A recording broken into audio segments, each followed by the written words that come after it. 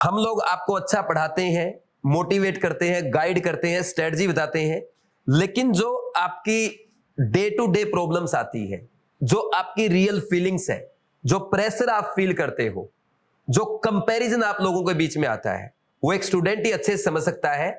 और इसीलिए आज आपके लिए एक बड़ा अच्छा मौका है कि दो टॉपर आपके बीच में हैं जो आपको गाइड करेंगे, मोटिवेट करेंगे, कैसे एग्जाम प्रेशर को हैंडल करना है, कैसे इस जर्नी में जो प्रॉब्लम्स आती है उनको टैकल करना है, कैसे आपको पूरे साल फोकस्ड रहना है, कैसे आपको जब मार्क्स कम आएंगे तो उस नेगेटिविटी को अवॉइड करना है, क्या स्ट्रेटजी होनी चाहिए, क्या प्लानिंग होनी चाहिए, कैसे रिवीजन करना है, सारी बातें आपको बताएंगे।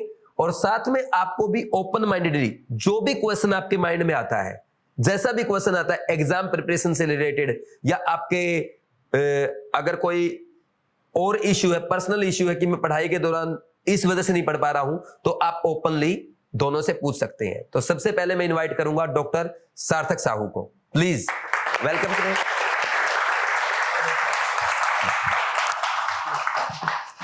डॉक्टर सार्थक साहू, आपके माइक लगा देते हैं, है ना, ताकि हम इसको वर्षों तक, सदियों तक याद रखेंगे ना इस रिकॉर्डिंग को, क्योंकि हमारे बीच में एक टॉपर आया है जिसने धमाका करके दिखाया। अच्छा, मैं आपको एक बात और बता दूं, सार्थक के थर्ड में वाले पेपर में 705 मार्क्स थे और अभी 680। तो सार्थक प्लीज आप इनको गाइड करें और आप भी ओपनली क्वेश्चन पूछ सकते हैं।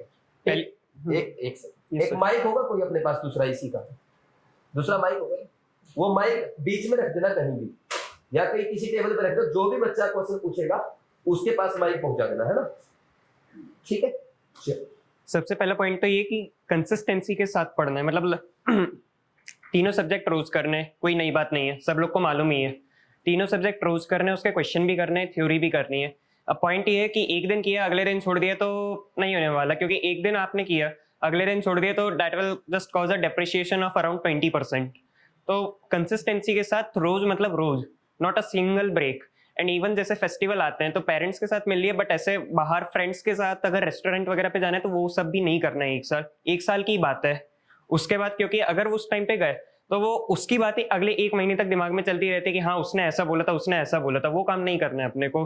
भाई अगर फेस्टिवल भी है ठीक है, थोड़ी देर एंजॉय कर लिया, उसके बाद फेस्टिवल वाले दिन भी पढ़ाई ही करनी है अपने को, क्योंकि एक साल की बात है। एक साल बाद जब रिजल्ट आ जाएगा ऑलरेडी वी आर फ्री।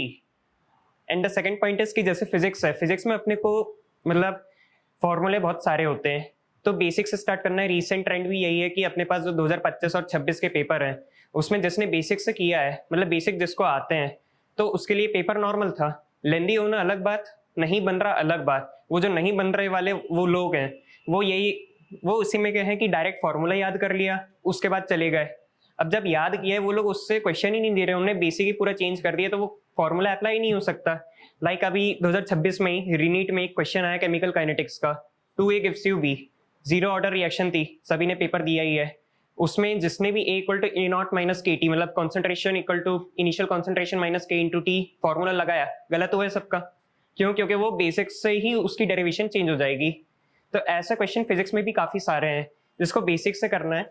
और जैसे कई डेरिवेशन होती है जो 2 से 4 पेज की होती है, लाइक टर्मिनल वेलोसिटी के क्वेश्चन फ्लूइड डायनामिक्स में, वो डेरिवेशन नहीं करनी है अपने को एग्जाम में बैठ के। मतलब ये मालूम होना चाहिए कि उसमें बेसिक क्या है। लाइक क्या होता है कि अभी तो वो ऐसे दे रहा है, हो सकता हो कभी वो क्वेश्चन दे दे कि उसने फ्लूइड डायनामिक्स के फोर्स का ही फॉर्मूला चेंज कर दिया, तो इस केस में अपने को वापस से बेसिक से डिराइव करना पड़ेगा। अगर उसने फॉर्मूला पूछ लिया कभी, ये कुछ भी दिया है, तो उसके लिए क्या है कि अपने को एग्जाम में बैठ के तो टर्मिनल वेलोसिटी ऑफ कोर्स कोई डिराइव करेगा नहीं, like 2/9r² ds minus dl into g/η। But अपने को बेसिक मालूम होना चाहिए कि जो अपना फ्लूइड डायनामिक का फोर्स है, विस्कस फोर्स, वो ऊपर की तरफ काम करेगा, मतलब अपोजिट टू डायरेक्शन। अगर नीचे बॉल आ रही है, नीचे mg है और ऊपर अपथ्रस्ट काम करेगा, तो ये बेसिक मालूम होना चाहिए। अब वो कुछ भी कर दे, बेसिक तो इतना ही रहेगा ना। अब वो एक उस विस्कस फोर्स को एक कोई नया नाम देके भी बोल दे तो भी वो रहेगा तो वही ना। तो ऐसे बेसिक्स जो है परफेक्ट होना चाहिए। देन सेकंड पॉइंट इज कि केमिस्ट्री जैसे, तो केमिस्ट्री अपने पास कॉन्सेप्चुअल भी आती है और थ्योरेटिकल भी आती है। तो अब थ्योरेटिकल जैसे, तो उसमें तो एनसीईआरटी की line by line. Conceptual is something की मतलब आपको कॉन्सेप्ट आता है तो वो तो फिर आप कैसे भी पूछ ले आपको आता है। लेकिन जैसे एनसीईआरटी की लाइन बाय लाइन, मतलब फेलिंग सोल्यूशन ए और बी है। तो फेलिंग सोल्यूशन ए जो होता है वो अपने पास एक्वस कॉपर सल्फेट सोल्यूशन होता है, तो उसमें अपने को ये बात याद होनी चाहिए कि वो एक्वस होता है या एल्कलीन। ये कोई ऐसा पॉइंट नहीं है कि समझना है कि फेलिंग सोल्यूशन ए जो है वो एल्कलीन होगा या एक्वस, नहीं, ये याद करने वाला पॉइंट है और एज इट इज पीवाई के उन्होंने पूछा 2024 में ही। तो ऐसे जो याद करने वाली चीज है वो तो याद ही करनी है अपने को, एनसीईआरटी की लाइन बाय लाइन। कॉन्सेप्चुअल ये समझना है। और फिजिकल की बात है तो एक रूल है कि 2+2 भी है तो उसको लिख के करना है कि 4 है, अपने को मेंटली नहीं करना, क्योंकि बहुत से लोग, ज्यादातर मेरे फ्रेंड्स भी ऐसे ही थे, 2+2 = 4 डायरेक्ट अपन ने मेंटली कर दिया।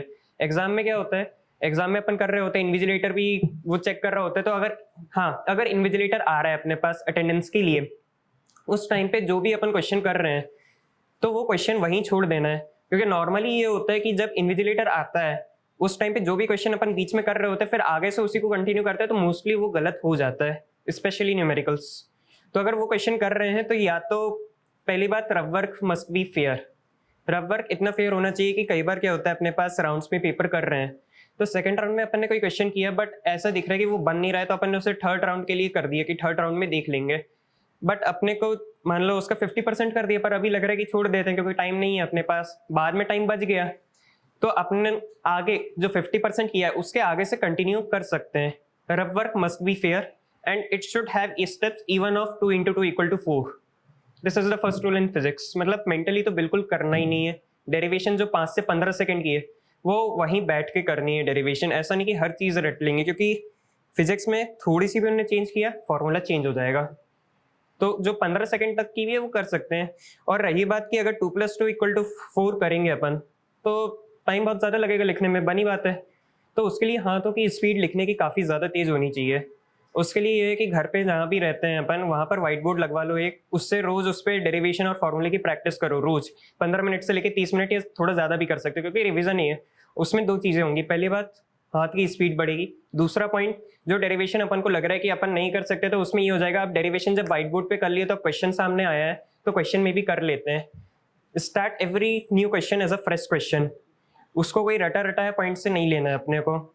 और बायो में ऐसा कि बायो रोज मेरी रूटीन ये थी कि सुबह के 5 बजे उठ जाता था, उसके बाद 1 से 2 घंटे मेरी बायो फिक्स थी कि बायो तो करनी ही है, उसके बाद क्वेश्चन करता था फिर उसके बाद फिजिक्स और केमिस्ट्री जो है वो दिन भर करता था, लेकिन बायो सुबह के टाइम पे, क्योंकि सुबह के अपन बायो इज अ मतलब याद करने वाला सब्जेक्ट है थोड़ा। कुछ चीज़ें तो अपन लॉजिक बना के याद कर सकते हैं बट काफ़ी चीज़ें ऐसी भी रहती है, लाइक कॉकरोच में 10 पेयर ऑफ स्पाइरकल्स होते हैं, डायरेक्टली याद करना है, इसमें कोई लॉजिक काम नहीं करेगी कि 10 पेयर कैसे याद करेंगे, डायरेक्टली याद करना है तो वो सुबह के टाइम पे सबसे ज़्यादा होता है। और रही बात केमिस्ट्री की तो उसमें कई बार लॉजिक्स काम कर जाती है कि अपने पास क्लोरीन और आयोडीन में कई जगह पे रिएक्शन अलग होती हैं तो उनको क्लब अप कर सकते हैं अपन, या फिर कॉन्सिक्वेंटली अगर मैकेनिज्म समझ लिया है अपन ने, लाइक एल्कोहल और एसिड की जो रिएक्शन होती है उसका अपन को मैकेनिज्म आता है तो अपन उसका, अगर उसने ये पूछे कि ऑक्सीजन जो है, मतलब उसने एक O18 लेबल्ड अल्कोहल दे दिया और ये पूछ रहे कि फाइनल जो एस्टर बनेगा उसमें ऑक्सीजन जो है वो O18 लेबल्ड होगा या O16 वाला, तो वो जिसको मैकेनिज्म आता है तो ऐसे क्वेश्चन वही कर पाएगा। इसलिए अपन को जो ऑर्गेनिक में मैकेनिज्म है वो भी याद करना है, मतलब समझ के याद करना है, डायरेक्टली रट्टा नहीं मारना है, समझ के याद करना है। और ऑर्गेनिक केमिस्ट्री में लाइक प्रोटोटाइप रिएक्शन से तो उसकी मैंने घर पे शीट बना के चिपका दी थी, मतलब ऐसे बहुत सारी शीट बन गई थी तो मेरा ऐसा था जब भी मैं कमरे से निकलता था तो मैं वो पढ़ लेता था। अब जो प्रोटोटाइप रिएक्शन है लाइक वुड्स रिएक्शन वो तो याद ही करनी है, ऐसा तो नहीं है कि उसे समझ के कर लेंगे, मतलब याद करनी है बेसिकली। क्वेश्चन आएगा अपने सामने कि ये रिएक्टेंट है और सोडियम है, ड्राई एथर है, तो अपन हाँ डायरेक्ट प्रोडक्ट लिख देंगे RR करके, तो वो चीज़ याद करनी है। तो ऐसी जो प्रोटोटाइप रिएक्शन है तो वो अपन चार्ट में मतलब किसी पेपर में लिखकर और जहाँ भी अपने स्टडी रूम हो टेबल हो उसके सामने लगा देते हैं। तो उसमें क्या है, जब भी एक दिन में बहुत सारी शीट हो जाएगी बट 2-3 दिन में वो सारी शीटें रिवाइज होने लगेंगी, पूरी की पूरी शीटें, मतलब 2-3 बार हर पेज का टर्न आने लगेगा 3 से 4 दिन बाद। तो इसमें जो रटने वाली चीज़ें हैं वो तैयार होने लगेगी। और कॉन्सेप्चुअल का तो वो तो एक बार अगर अपन ने पढ़ा है, अगर अच्छे से पढ़ा है तो वो दिमाग में रहता है कि क्या कॉन्सेप्ट है, तो कॉन्सेप्चुअल में ऐसी दिक्कत नहीं होती। फिजिकल केमिस्ट्री की बात है तो उसमें भी अपने को स्टेप मिस नहीं करनी है, हाँ अप्रोक्सीमेशंस कर सकते हैं डिपेंडिंग ऑन द ऑप्शंस, क्योंकि अगर क्वेश्चन में अपने पास ऑप्शन जो है वो एक 20 है, एक 500 है, एक 120 है, तो अपन अप्रोक्सीमेशन कर सकते हैं। बट अगर ज़्यादा लेंदी कैलकुलेशन दिख रही है, ऑप्शन भी पास पास है, तो बेटर है कि उस क्वेश्चन को या तो थर्ड राउंड में करें या छोड़ दें, क्योंकि जो पेपर में वो लोग ऑप्शन भी इसी तरीके से बनाते हैं, एक सिली मिस्टेक करेंगे तो वो ऑप्शन मैच कर जाएगा और -1 हाथ में आ जाएगा। सो अगर उसमें अपने को दिख रहा है कि ऑप्शन काफ़ी ज़्यादा दूर है तो अपन ठीक है, बढ़िया है, अप्रॉक्सीमेशन कर सकते हैं। बट अगर ऑप्शन पास है तो डिपेंडिंग ऑन द टाइम कि टाइम ज़्यादा है या कम। और पेपर जो है अपन को राउंड्स में करना है। मतलब मेरा रूल तो ये था कि 1 to 180 करना है। अब चाहे जो भी सब्जेक्ट आ जाए, चाहे फिजिक्स आ जाए, चाहे केमिस्ट्री आ जाए, चाहे बायो आ जाए। तो मेरा पेपर जो स्टार्ट हुआ था वो फिजिक्स से ही था, तो मैंने तो फिजिक्स से ही किया था। एंड इवन फर्स्ट राउंड में मैंने सिर्फ 6 क्वेश्चन किए थे, पढ़े 45 थे, 45 किए थे 6 क्वेश्चन फर्स्ट राउंड में। देन उसके बाद सेकेंड राउंड में मैं आया। सेकेंड राउंड में मेरा ये था कि जो भी क्वेश्चन बन रहा होगा, अगर मेरे को ही दिखेगा कि वो 4 मिनट के अंदर भी हो रहा है, मतलब पेपर को एनालाइज कर लिया था, इतना समझ आ गया था कि फिजिक्स का जो पेपर है काफ़ी लेंदी है और थोड़ा ट्रिकी भी है। केमिस्ट्री और बायो ऐसा है कि वो मैंने सेकंड राउंड में तक निपटा दिए थे। फिजिक्स के पेपर को मैंने 3 राउंड में किया था और उसमें भी मैंने 3 राउंड में 10 से 12 क्वेश्चन किए थे जो मेरे को लग रहे थे कि यार इसमें मेरे को समझ नहीं आ रहा क्या होगा, तो वो मैंने छोड़ दिया था। बट क्या हुआ, इवेंचुअली दिमाग जो है प्रोसेस कर लेता है। मतलब अगर पेपर राउंड्स में करते हैं, फर्स्ट राउंड में क्लिक नहीं करेगा, सेकंड राउंड में भी क्लिक नहीं करेगा, थर्ड राउंड में जाके काफ़ी क्वेश्चन क्लिक कर जाते हैं कि ये इस तरीके से होगा और बहुत छोटी चीज़ ही मिस होती है। तो उसमें क्या था, मेरे 10 से 12 क्वेश्चन थे, तो जब मैंने उन्हें चेक किया, रीचेक, तो वो उनमें कोई लगा ही नहीं कि मतलब फालतू का वैसा कोई दिक्कत है। जस्ट अ नॉर्मल सी चीज़ थी जो मिल नहीं रही थी। पिछले साल 2025 में जो क्वेश्चन आए थे फिजिक्स के, वो लेंदी थे काफ़ी मैथमेटिकली। बट जो 2026 में है वो as a puzzle type clue based है कि मतलब अगर आपको क्वेश्चन में से क्लू निकालना आता है कि उसने क्वेश्चन बनाने वाले ने क्या मदद करी है आपकी, तो वो क्वेश्चन हो जाएगा। लाइक जो एक टर्मिनल वेलोसिटी का क्वेश्चन था, इसी साल आया है रीनीट में ही, उसमें उसने ग्राफ दिए थे जिसमें डेंसिटी का रेशियो था, सॉलिड और लिक्विड की डेंसिटी का। उसमें कोई इतनी बड़ी चीज़ नहीं थी, बस एक ही चीज़ देखनी थी कि वो जो 1 लिखा है, उसने 1 कुछ सोच समझ के ही लिखा है ना, तो अपन उस 1 की वैल्यू पुट कर देते हैं अपने फॉर्मूले में। मतलब जब अपने पास सॉलिड की डेंसिटी हो जाएगी 1 और लिक्विड की डेंसिटी हो जाएगी 1, तो रेशियो भी 1 आ जाएगा। और यही उसने ग्राफ में प्लॉट करके दिया था। तो अगर वो अपन फॉर्मूले में अपने पुट करते तो ऐसा सिर्फ एक ही ऑप्शन बचता। तो इस तरीके से उसने टोटल क्लू बेस्ड क्वेश्चन दिए थे कि जिसको क्वेश्चन में चारों ऑप्शन देखना है और उसमें फिर कोई ऐसी चीज़ आइडेंटिफाई करनी है, स्पेशली ग्राफ क्वेश्चंस की, जिससे ऑप्शन जो है एलिमिनेट हो। जैसे 1 वाला क्वेश्चन तो भाई उसमें क्या ही था, मतलब वो ऐसा उसने कंप्लीट इन्फॉर्मेशन नहीं दी थी उसमें। लाइक विस्कोसिटी अपन कांस्टेंट लें अलग अलग मीडियम्स की, मतलब जब डेंसिटी अलग हो रही तो अपन को क्या मालूम कि विस्कोसिटी सेम है या अलग है, इन्फॉर्मेशन देनी चाहिए थी। बट वो एक प्रकार से इनकम्प्लीट था। पर पॉइंट वही है कि अगर ऑप्शन एलिमिनेशन से हो रहा है, कई क्वेश्चन ऐसे आएंगे जो सिर्फ ऑप्शन एलिमिनेशन से ही बनेंगे, पूरा अपने को नहीं आता होगा। अपन को ऑप्शन एलिमिनेशन भी अप्लाई करना, और ऐसे फिजिक्स में 4-5 क्वेश्चन थे इस बार भी, और आगे भी हो सकता हो ऐसे क्वेश्चन बराबर आए। अभी इस बार फिजिक्स और केमिस्ट्री जो है वो टफ दिया था, हो सकता है अगले साल तीनों ही टफ आ जाए। तो ये काम भी नहीं करना है कि अपना 2 सब्जेक्ट अच्छा है तो अपन जो तीसरा सब्जेक्ट है वही कर लेते, या कोई एक सब्जेक्ट बेकार है तो वही एक सब्जेक्ट पढ़ लेते, क्योंकि आज अच्छा है, क्योंकि अभी अपने रिवीजन में था, अपन पढ़ रहे थे उसे। आज से आधे साल बाद क्या हालत होगी किसी को नहीं मालूम। तीनों सब्जेक्ट बराबर लेके चलने हैं, रोज पढ़ना है रोज, और उनके क्वेश्चन भी रोज करने हैं अपने को। ये मतलब बायो में तो ऐसा है कि 100-200 क्वेश्चन थोड़ी देर में हो जाते हैं, 15 मिनट से। मतलब कई चैप्टर ऐसे थे, लाइक जो सेकंड चैप्टर है अपना बायोलॉजिकल क्लासिफिकेशन 11th का, उसके 100 क्वेश्चन जो है मेरे 15 मिनट में हो जाते थे। और जितने भी बच्चों से मैं बात करता हूँ सबके ऐसे ही रहते हैं, 15 मिनट में वो चैप्टर हो जाता है, उसके 100 क्वेश्चन। तो ऐसे 15 मिनट है, अगर 30 मिनट में 100-150 से 200 क्वेश्चन हो रहे हैं, बढ़िया है। तभी जाके फाइनल डे, जब इतना टाइम लगेगा तभी जाके फाइनल डे अपन से बन पाएगा कि बायो से अपन टाइम एक्सट्रैक्ट कर पाए। फिजिक्स के लिए रिक्वायरमेंट है कि अपने पास टाइम ज़्यादा हो ताकि अपना दिमाग उसे सॉल्व आउट कर पाए। पैनिक में होगा तो दिमाग नहीं चल पाएगा। और फिजिक्स में सबसे इंपॉर्टेंट है कि कंसिस्टेंसी से रहेंगे। कुछ सवाल होते हैं ट्रिकी, मान ली 10 होंगे, 15 होंगे, कितने बचे? 30। 45 में से 15 भी अगर मैंने मान ली तो 30 सवाल तो अभी भी बचे। वो टोटल कंसिस्टेंसी से होने वाले सवाल है। मतलब अगर आपने साल भर उस प्रकार के सवाल किए हैं, वो वही सवाल होते हैं जो अपन ने साल भर किए होते हैं, बस उस टाइम पैनिक होता है। मतलब काफी बार ये हुआ होगा, कई लोगों को हुआ होगा कि यार ये क्वेश्चन तो वहां मेरे से बना नहीं, अब जाके समझ आ रहा है एग्जाम हॉल से निकलने के बाद या 2 दिन बाद ही। हुआ था कि नहीं ऐसा किसी के साथ कि मतलब ये क्वेश्चन तो यार वहां बना नहीं, अब समझ आ रहा है ये कैसे होगा, खुद ही क्लिक हो गया? होता है ना? करेक्ट। ये जो होता है ये पैनिक के कारण होता है कि वहां पैनिक है तो अपने को समझ ही नहीं आ रहा है। तो पैनिक के लिए सिचुएशन ये है, ये सोचना है अपने को, यार मैं कोई एक अकेला नहीं हूँ, जो हो रहा है सबके साथ हो रहा है, मेरे से नहीं बन रहा, किसी से नहीं बन रहा, भाड़ में जाए। क्वेश्चन आ गया, नहीं बन रहा, भाड़ में जाए, आगे बढ़ेंगे अपन तो। भाई एक क्वेश्चन है, 10 क्वेश्चन बेकार आए हैं, 10 क्वेश्चन को मारो गोली, 170 तो अभी भी बचे ना। 170 में मैं मान रहा हूँ चलो इस बार पेपर अगले साल टफ आएगा, 30 क्वेश्चन बेकार आएंगे, 150 क्वेश्चन तो बचे ना। बात तब है जब अपन 150 के 150 क्वेश्चन भी सही कर पाए, क्योंकि उसमें भी सिली मिस्टेक हो जाते हैं। वो सिली मिस्टेक होने का कारण है उन 30 क्वेश्चन के चक्कर में अपन सोच के पैनिक कर जाते हैं, यार ये 30 क्वेश्चन तो मेरे को आते नहीं, अब मैं क्या करूंगा, गया मैं। लेकिन स्टिल 150 क्वेश्चन है तो उससे 600 मार्क्स, 600 मार्क्स तो स्टिल स्कोरेबल है ना कि भाई 600 मार्क्स तो मैं कर ही सकता था। बट उन 30 क्वेश्चन के कारण मैंने उन 150 की भी ऐसी तैसी कर डाली प्रॉपर।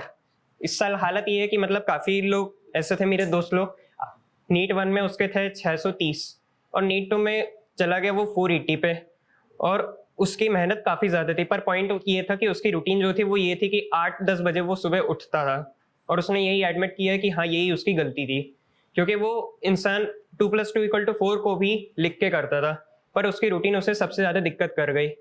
सुबह 5 बजे उठने का जो टाइम है वो सबसे फ्रेश टाइम है, मतलब उस टाइम जो दिमाग काम करता है एकदम स्टेबल होकर दिमाग काम करता है। इवन जब मैं खुद 8 बजे उठता हूँ, अभी भी 8 बजे ही उठ रहा हूँ, तो दिमाग थोड़ा ऐसे ही रहता है कि चिड़चिड़ा टाइप का है, नॉर्मली यही हालत होती है 8 बजे उठने के बाद।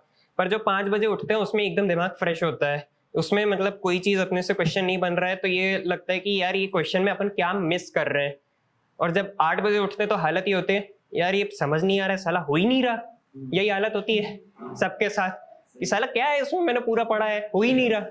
बट वो पॉइंट वही है कि जब 5 बजे उठते हैं तो दिमाग इस तरफ जाएगा कि यार ये हो क्यों नहीं रहा, मैंने तो ये पढ़ा था, तो इसमें दिक्कत क्या आ रही है। और अगर 8-10 बजे उठ रहे हैं तो फिर होता ही है सबके साथ, नॉर्मल ही है। तो ये है। एंड बायो में अंडरलाइन करके पढ़ना है, मतलब लाइक कि अगर cell is the fundamental unit of life, तो इसमें सिर्फ मैं कीवर्ड्स अंडरलाइन करूंगा। फालतू के English like is, of, the, जो फालतू के इंग्लिश है सिर्फ सेंटेंस कंप्लीट करने के लिए, वो अपन को अंडरलाइन नहीं करनी है और ना ही उसे दोबारा उठा के पढ़ना है। सेल फंडामेंटल यूनिट लाइफ खत्म। अब इसमें मेरे अप्रोक्सीमेटली 3 से 4 शब्द बचे एक ही लाइन में, 3 से 4 शब्द बचे, यानी अगर मैं उसे 1 सेकंड में भी पढ़ता हूँ तो एक पेज में अराउंड मेरे पास कम से कम 30 लाइनें तो होती हैं एक पेज में, तो 30 × 1 30 सेकेंड्स मिनिमम बचेंगे ही बचेंगे, चाहे कितना ही छोटा पेज हो। मतलब डायग्राम लिखा है तो पेज लाइन कम हो जाती है वो इंक्लूड करके, तो एक पेज में अगर 30 सेकंड भी बच रहे हैं तो 10 पेज में मेरे पास बचेंगे 300 सेकंड। 5 मिनट के फायदे में आ जाओगे और उस 5 मिनट को एक अगला पेज यूटिलाइज कर लोगे। अगर ऐसे ही करोगे तो 10 चैप्टर जब पढ़ोगे तो तुम एक्चुअली 10 चैप्टर पढ़ोगे, पर एक्चुअल जो नॉर्मली बच्चे पढ़ते हैं उसमें कितना ही तेज वो पढ़ देगा, पर वो 9-8 चैप्टर ही पढ़ पाएगा। तुम 1 से 2 चैप्टर के फायदे में चले जाओगे, जब कोई दूसरा बच्चा जो है ऑलरेडी 8 चैप्टर कर रहा है, तुम 10 चैप्टर कर चुके होगे। और बायो का ऐसे ही रोज रिवाइज करना है, तो ऐसे रोज रिवाइज कर करके मेरी स्पीड तो चली गई थी 18 to 22 पेजेस पर आवर, और 1 घंटे में अगर इतना जा रहा है तो काफी चैप्टर जो है बायो के वो 10-12 पेजेस के ही रहते हैं। कुछ चैप्टर, 2 चैप्टर हैं उनके 30-30 पेज है, 25 से 30 पेज, बाकी तो सब ऐसा ही कि 10-12 पेज है। तो अगर वैसा चल रहा है तो 1 घंटे में 2 चैप्टर एक ही दिन में, और 2 चैप्टर अगर एक दिन में हो रहे हैं तो इसका सीधा मतलब ये है कि आपके पास 19 और 30 कितने 34 चैप्टर्स है टोटल। 34 चैप्टर्स है तो अराउंड 15 दिन में एक बार बायो की बुक पूरी कंप्लीट, 32, तो 15 दिन में टोटल एक बार पूरा 11th और 12th की बायो रिवाइज हो जाएगी। और अगर ऐसे 4 महीने भी हो गए तो 8 रिवीजन हो जाएंगे ऐसे बायो के। और अभी तो 4 महीने का है, अभी आज क्या चल रहा है, जुलाई है, जुलाई सितंबर, हाँ तो 9 महीने है। 9 महीने में कितने बार, 16 से 18 बार हो जाएगा रिवीजन। और इतना ही बोलते हैं नॉर्मली, वो ऐसा ही होता है रिवीजन, क्योंकि ऐसा नहीं होता कि बायो ही बायो पढ़ने में लगे। तीनों सब्जेक्ट पढ़ना है तो वो तो यही करना पड़ेगा, तभी जाके 15 के ऊपर रिवीजन हो पाएंगे, नहीं तो पॉसिबल ही नहीं है बायो के रिवीजन इतने ज्यादा। जैसे मैं अभी 12th में हूँ और मैं अभी नीट की भी कर रहा हूँ, 12th की भी तैयारी कर रहा हूँ। कभी बैकलॉग हो जाते हैं 12th के, कभी नीट के, तो उनको कैसे कवर करें? भाई बैकलॉग का ऐसा है कि यार पहली बात तो जब क्लास से निकल रहे हैं अपन, तभी अपने को मतलब जितना रहता है क्लास का 40 to 50% क्लास में होता है, rest is on self study. तो क्लास से जब निकलने हैं 15 मिनट में ही पूरे नोट्स रिवाइज, पन्ने पलटने, अपन को टॉपिक देखा तो उसे माइंड में रिवाइज करने की, हाँ ये पढ़ा था, इसके बाद ये था, और कहीं अटक जाओ तो नोट्स देख लो। तो ऐसे करके 15 से 20 मिनट में 1.5-2 घंटे के नोट्स निपटाए जा सकते हैं। तो जब ऐसा किया है तो उसके बाद फिर ये 1 दिन का हो गया, अगले दिन जब क्लास में आ रहा हो उसके पहले एक और बार नोट्स पढ़ के आओ तेजी में ही, क्योंकि इतना टाइम रहता नहीं ऑफ कोर्स। तो तेजी में ही पढ़ के आएंगे, तो ऐसा करके वो चैप्टर तभी 60 to 70% हो जाएगा। रेस्ट फिर ये है कि अपन को खुद से बार बार रिवाइज करते जाएंगे साल भर में नोट्स, तब जाके होगा।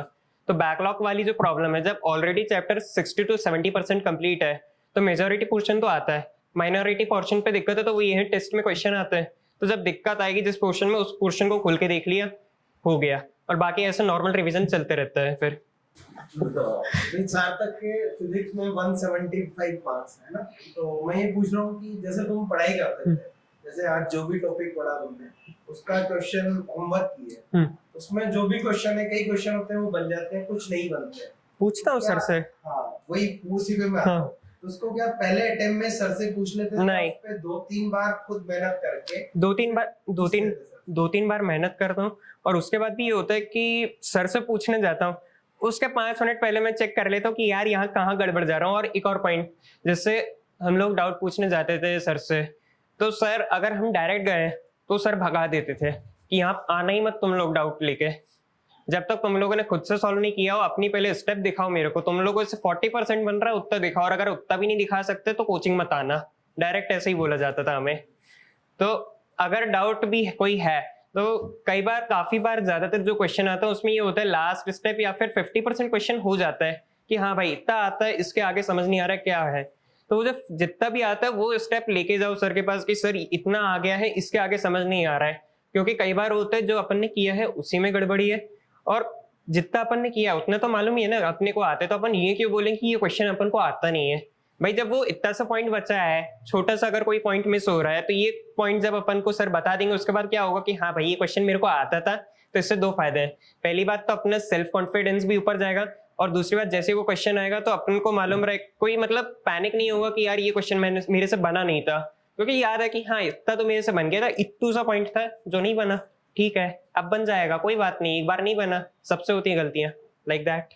मतलब यही है ना, एक बार में हिम्मत नहीं हारनी चाहिए, नेवर, लड़ना चाहिए क्वेश्चन से, तभी दिमाग खुलेगा। सर नीट में 2-3 अटेम्प्ट कई बार हो गए थे, अब हो गए तो हो गए, कोई बात नहीं, पर ये था थर्ड राउंड में बन जाते हैं क्वेश्चन। बच्चे क्या पहली बार में पूछने लगे कि टीचर किस लिए, पैसे किस लिए दिए, भगा दिया करो सर, भगा दिया करो, टॉलरेट, तो भगा दो, उससे कुछ फायदा मिलता है नहीं, चांस ही नहीं है, वही चीज है। 0% भी नहीं मिलेगा फायदा, 0% भी नहीं। भाई क्वेश्चन की अगर सोल्यूशन है तो अब तो एआई का जमाना है, एआई से ही उठा के पूछ लो ना, पर ये डेवलप नहीं हो पाता, क्योंकि सोल्यूशन अगर किसी ने बता दी तो सीधी बात है तुम सोल्यूशन रट रहे हो, उसे समझ नहीं रहे हो, उसे रट रहे हो, अप्रोच को नहीं देख रहे हो, तुम बस ये देख रहे हो कि हाँ वो क्वेश्चन कैसे होगा, और वो क्वेश्चन कैसे होगा तो नीट में नहीं हो पाएगा, क्योंकि नीट में ज्यादातर क्वेश्चन नए आते हैं। आपने कहा कि लाइक ऑलरेडी 3 सब्जेक्ट लेके चलना है, बट मेरा इस पे कि अगर जैसे फिजिक्स बायो मैंने कर लिया, बट केमिस्ट्री के टाइम मेरा एक्चुअली बहुत से वो हो जाता है कि नहीं हो रहा, बस क्वेश्चन हो रहा है और करने का मन नहीं हो रहा, या हो ही नहीं रहा है, जोन आउट हो जा रहा है, फोकस नहीं हो रहा है, तो उसके लिए टोटल स्टडी आवर्स कितने हैं? सेल्फ स्टडी तो 5 को थोड़ा और बढ़ा के 6 करना है। मतलब मेरा भी ये होता था कि 5.5 घंटे 6 घंटे हो जाते थे जिस दिन कोचिंग रहती थी, पर पॉइंट ये है कि वो स्पीड कितनी है बायो में चैप्टर करने की, कितने चैप्टर हो जाते हैं कितने टाइम में? 45 मिनट्स में मेरे 100 से 110 क्वेश्चन हो गए।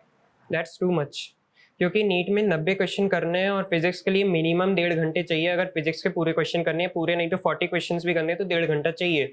अब 1.5 घंटा चाहिए, 10 मिनट इन्विजिलेटर की भी गए, अब 3.25 घंटे का पेपर है, तो ये मत सोचना कि पेपर छोटा रहेगा, पुराना पेपर जैसा रहेगा, नहीं, वो दे रहा है तो वो कोई बेवकूफ़ तो है नहीं 3.25 घंटे दे रहा है, वो ऑलरेडी पेपर 3.5 घंटे का देगा।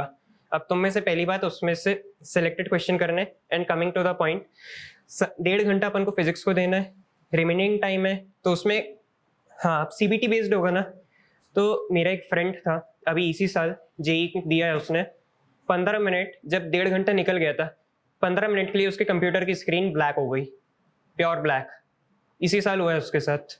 और उसे कोई कंपनसेटरी टाइम 5 मिनट मिला है, 15 से 20 मिनट उसके। और सबको मालूम है कि स्टार्टिंग में दिमाग नहीं चलता, आखिरी में दिमाग एकदम पैनिक होकर चलता है, बीच का टाइम जो होता है वो सबसे बेस्ट होता है। और बीच के टाइम पे ही उसकी स्क्रीन ब्लैक हो गई, कुछ कर ही नहीं पाया वो 15-20 मिनट, खाली बैठा रहा, कंपनसेटरी टाइम मिला 5 मिनट।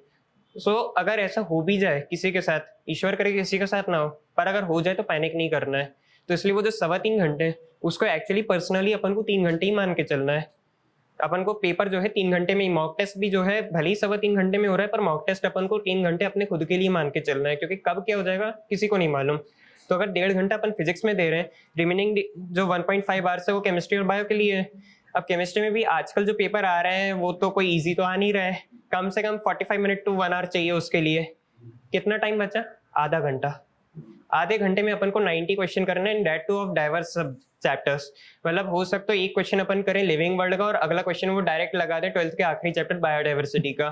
तुरंत उन्हें कोरिलेट नहीं करना है किसी क्वेश्चन को, जहां कर लिया उसे आगे लेके नहीं जाना है। उसके बाद भी अपन को 30 मिनट्स के अंदर वो 90 क्वेश्चन करने हैं। तो वो जो 100 और 110 क्वेश्चन है, that must be done in 25 minutes और 20 मिनट्स।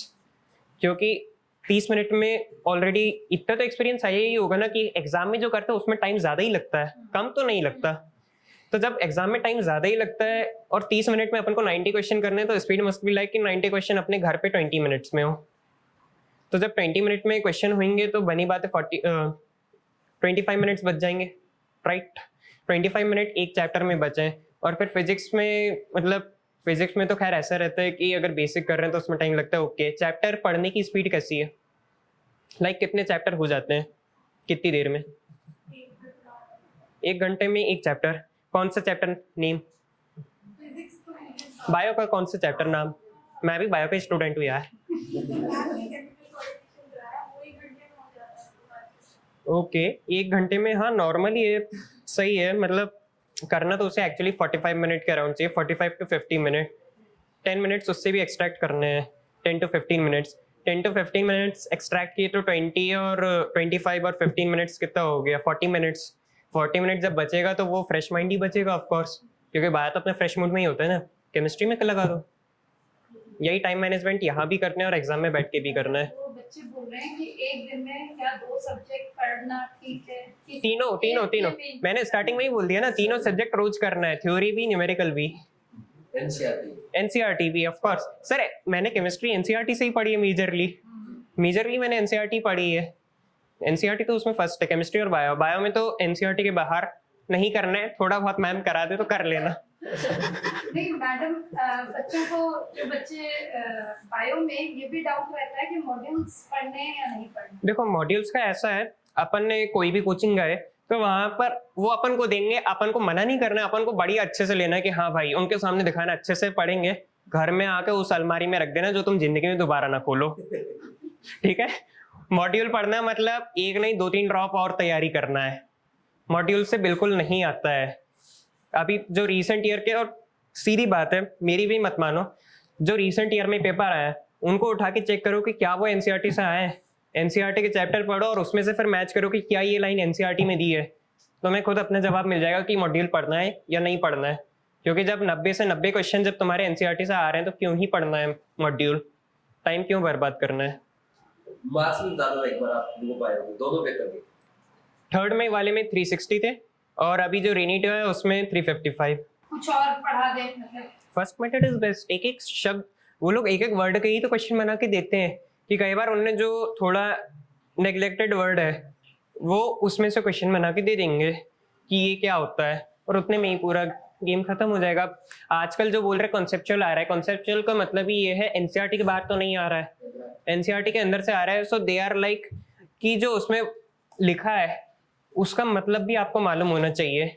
जैसे काफी लोग होते हैं डीएनए फिंगरप्रिंटिंग में क्या होता है किसी को नहीं मालूम, अब उन्होंने स्टेप अरेंज करने को दे दी, जब उसमें मालूम ही नहीं है क्या होता है तो कहाँ से अरेंज कर लोगे।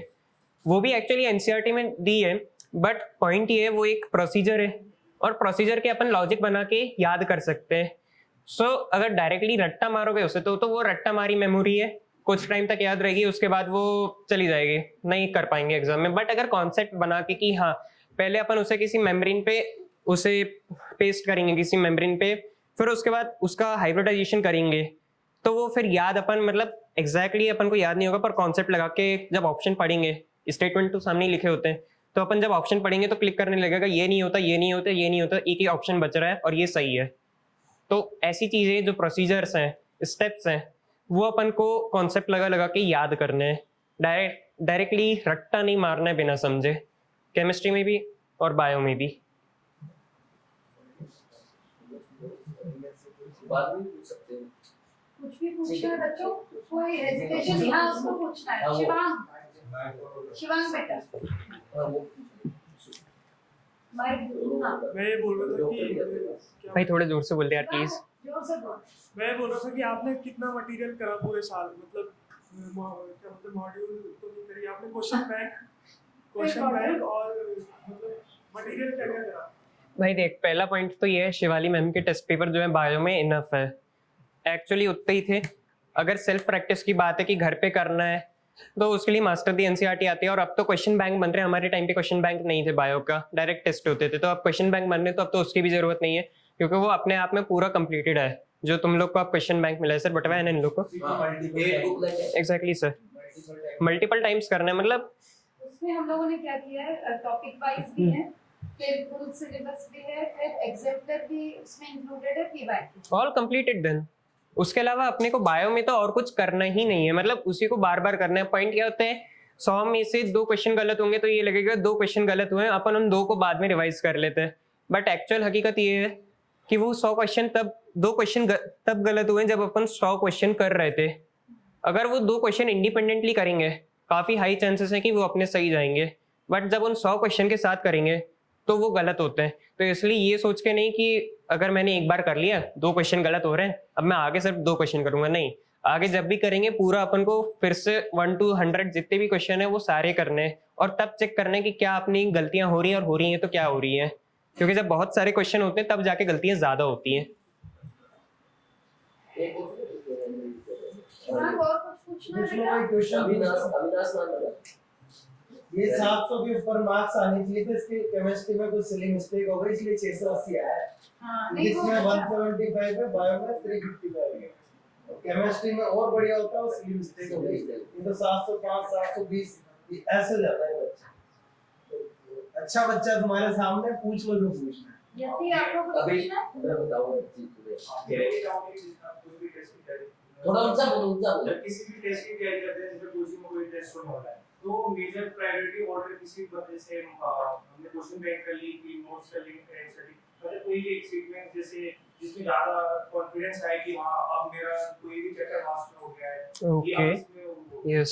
तो भाई पॉइंट ये है कि कोचिंग में कोई चैप्टर कराया है, अभी मैं टेस्ट पे आ रहा हूँ, पर नॉर्मली कोई भी चैप्टर कराया तो पहले तो उसके नोट्स करने और एनसीईआरटी पढ़नी है, और फिर उसके बाद उसके क्वेश्चन लगाने। जो क्वेश्चन नहीं बन रहे 2-3 अटेम्प्ट के बाद भी वो सर से आके पूछने अपनी स्टेप्स के साथ, और यही करते रहना है। और रही बात टेस्ट की, तो टेस्ट का सिलेबस देखना है, बहुत अच्छे से देखना है कि हाँ ये चैप्टर आ रहा है, ये चैप्टर आ रहा है। जिस दिन टेस्ट है उस दिन वो चैप्टर ही नहीं पढ़ना, एक क्वेश्चन नहीं करना ना, उसका नोट्स पढ़ना है। ये बेस्ट लाइन है। क्योंकि साल भर भाई देखो, नीट जिस दिन है, नीट में तो पूरा सिलेबस आएगा, और नीट वाले दिन कोई पूरा नहीं पढ़ लेगा।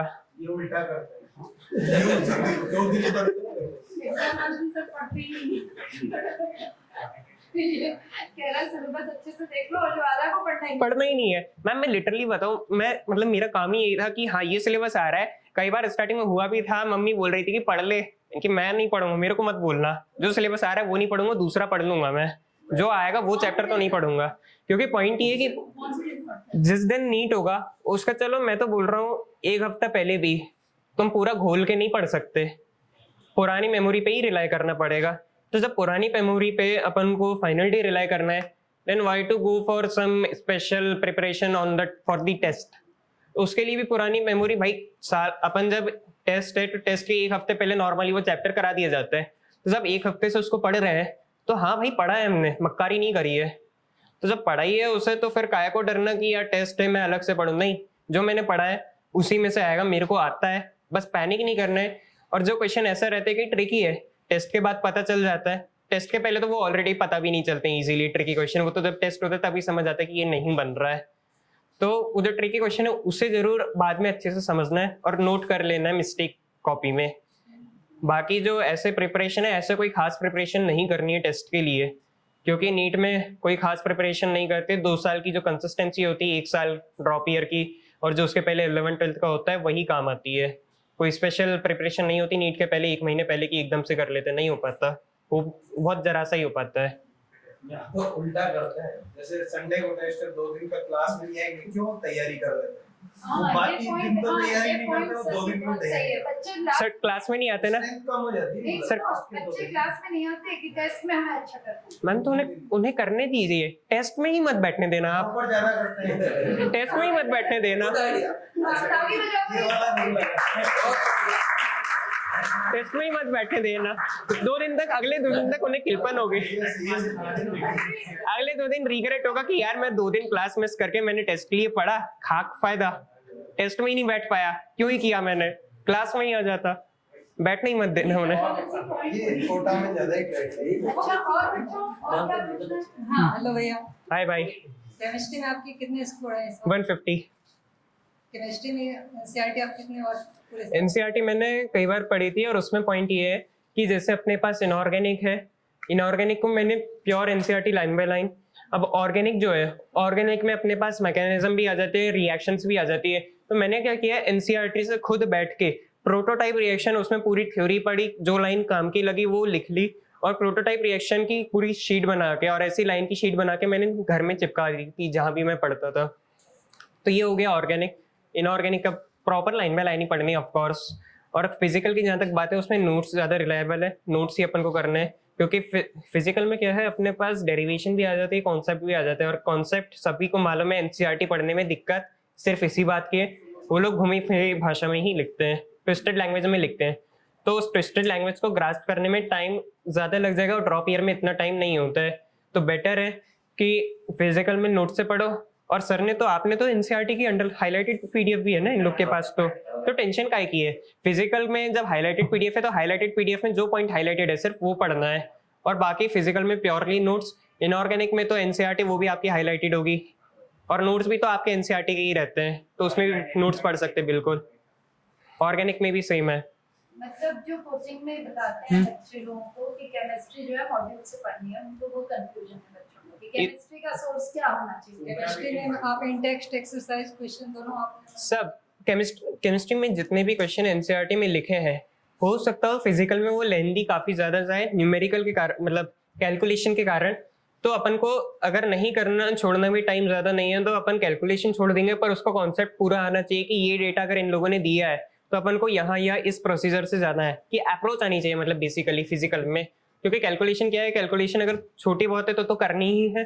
और जैसे काफी ज्यादा उसमें मैंने खुद किया है, तो कई क्वेश्चन में 20 मिनट्स की कैलकुलेशन दी है एक्चुअली एनसीईआरटी में। तो वो कैलकुलेशन छोड़ दो, पर उस क्वेश्चन ने गिवन क्या दिया है, निकालना क्या है, उसके अप्रोच क्या है, ये क्लियर होना चाहिए।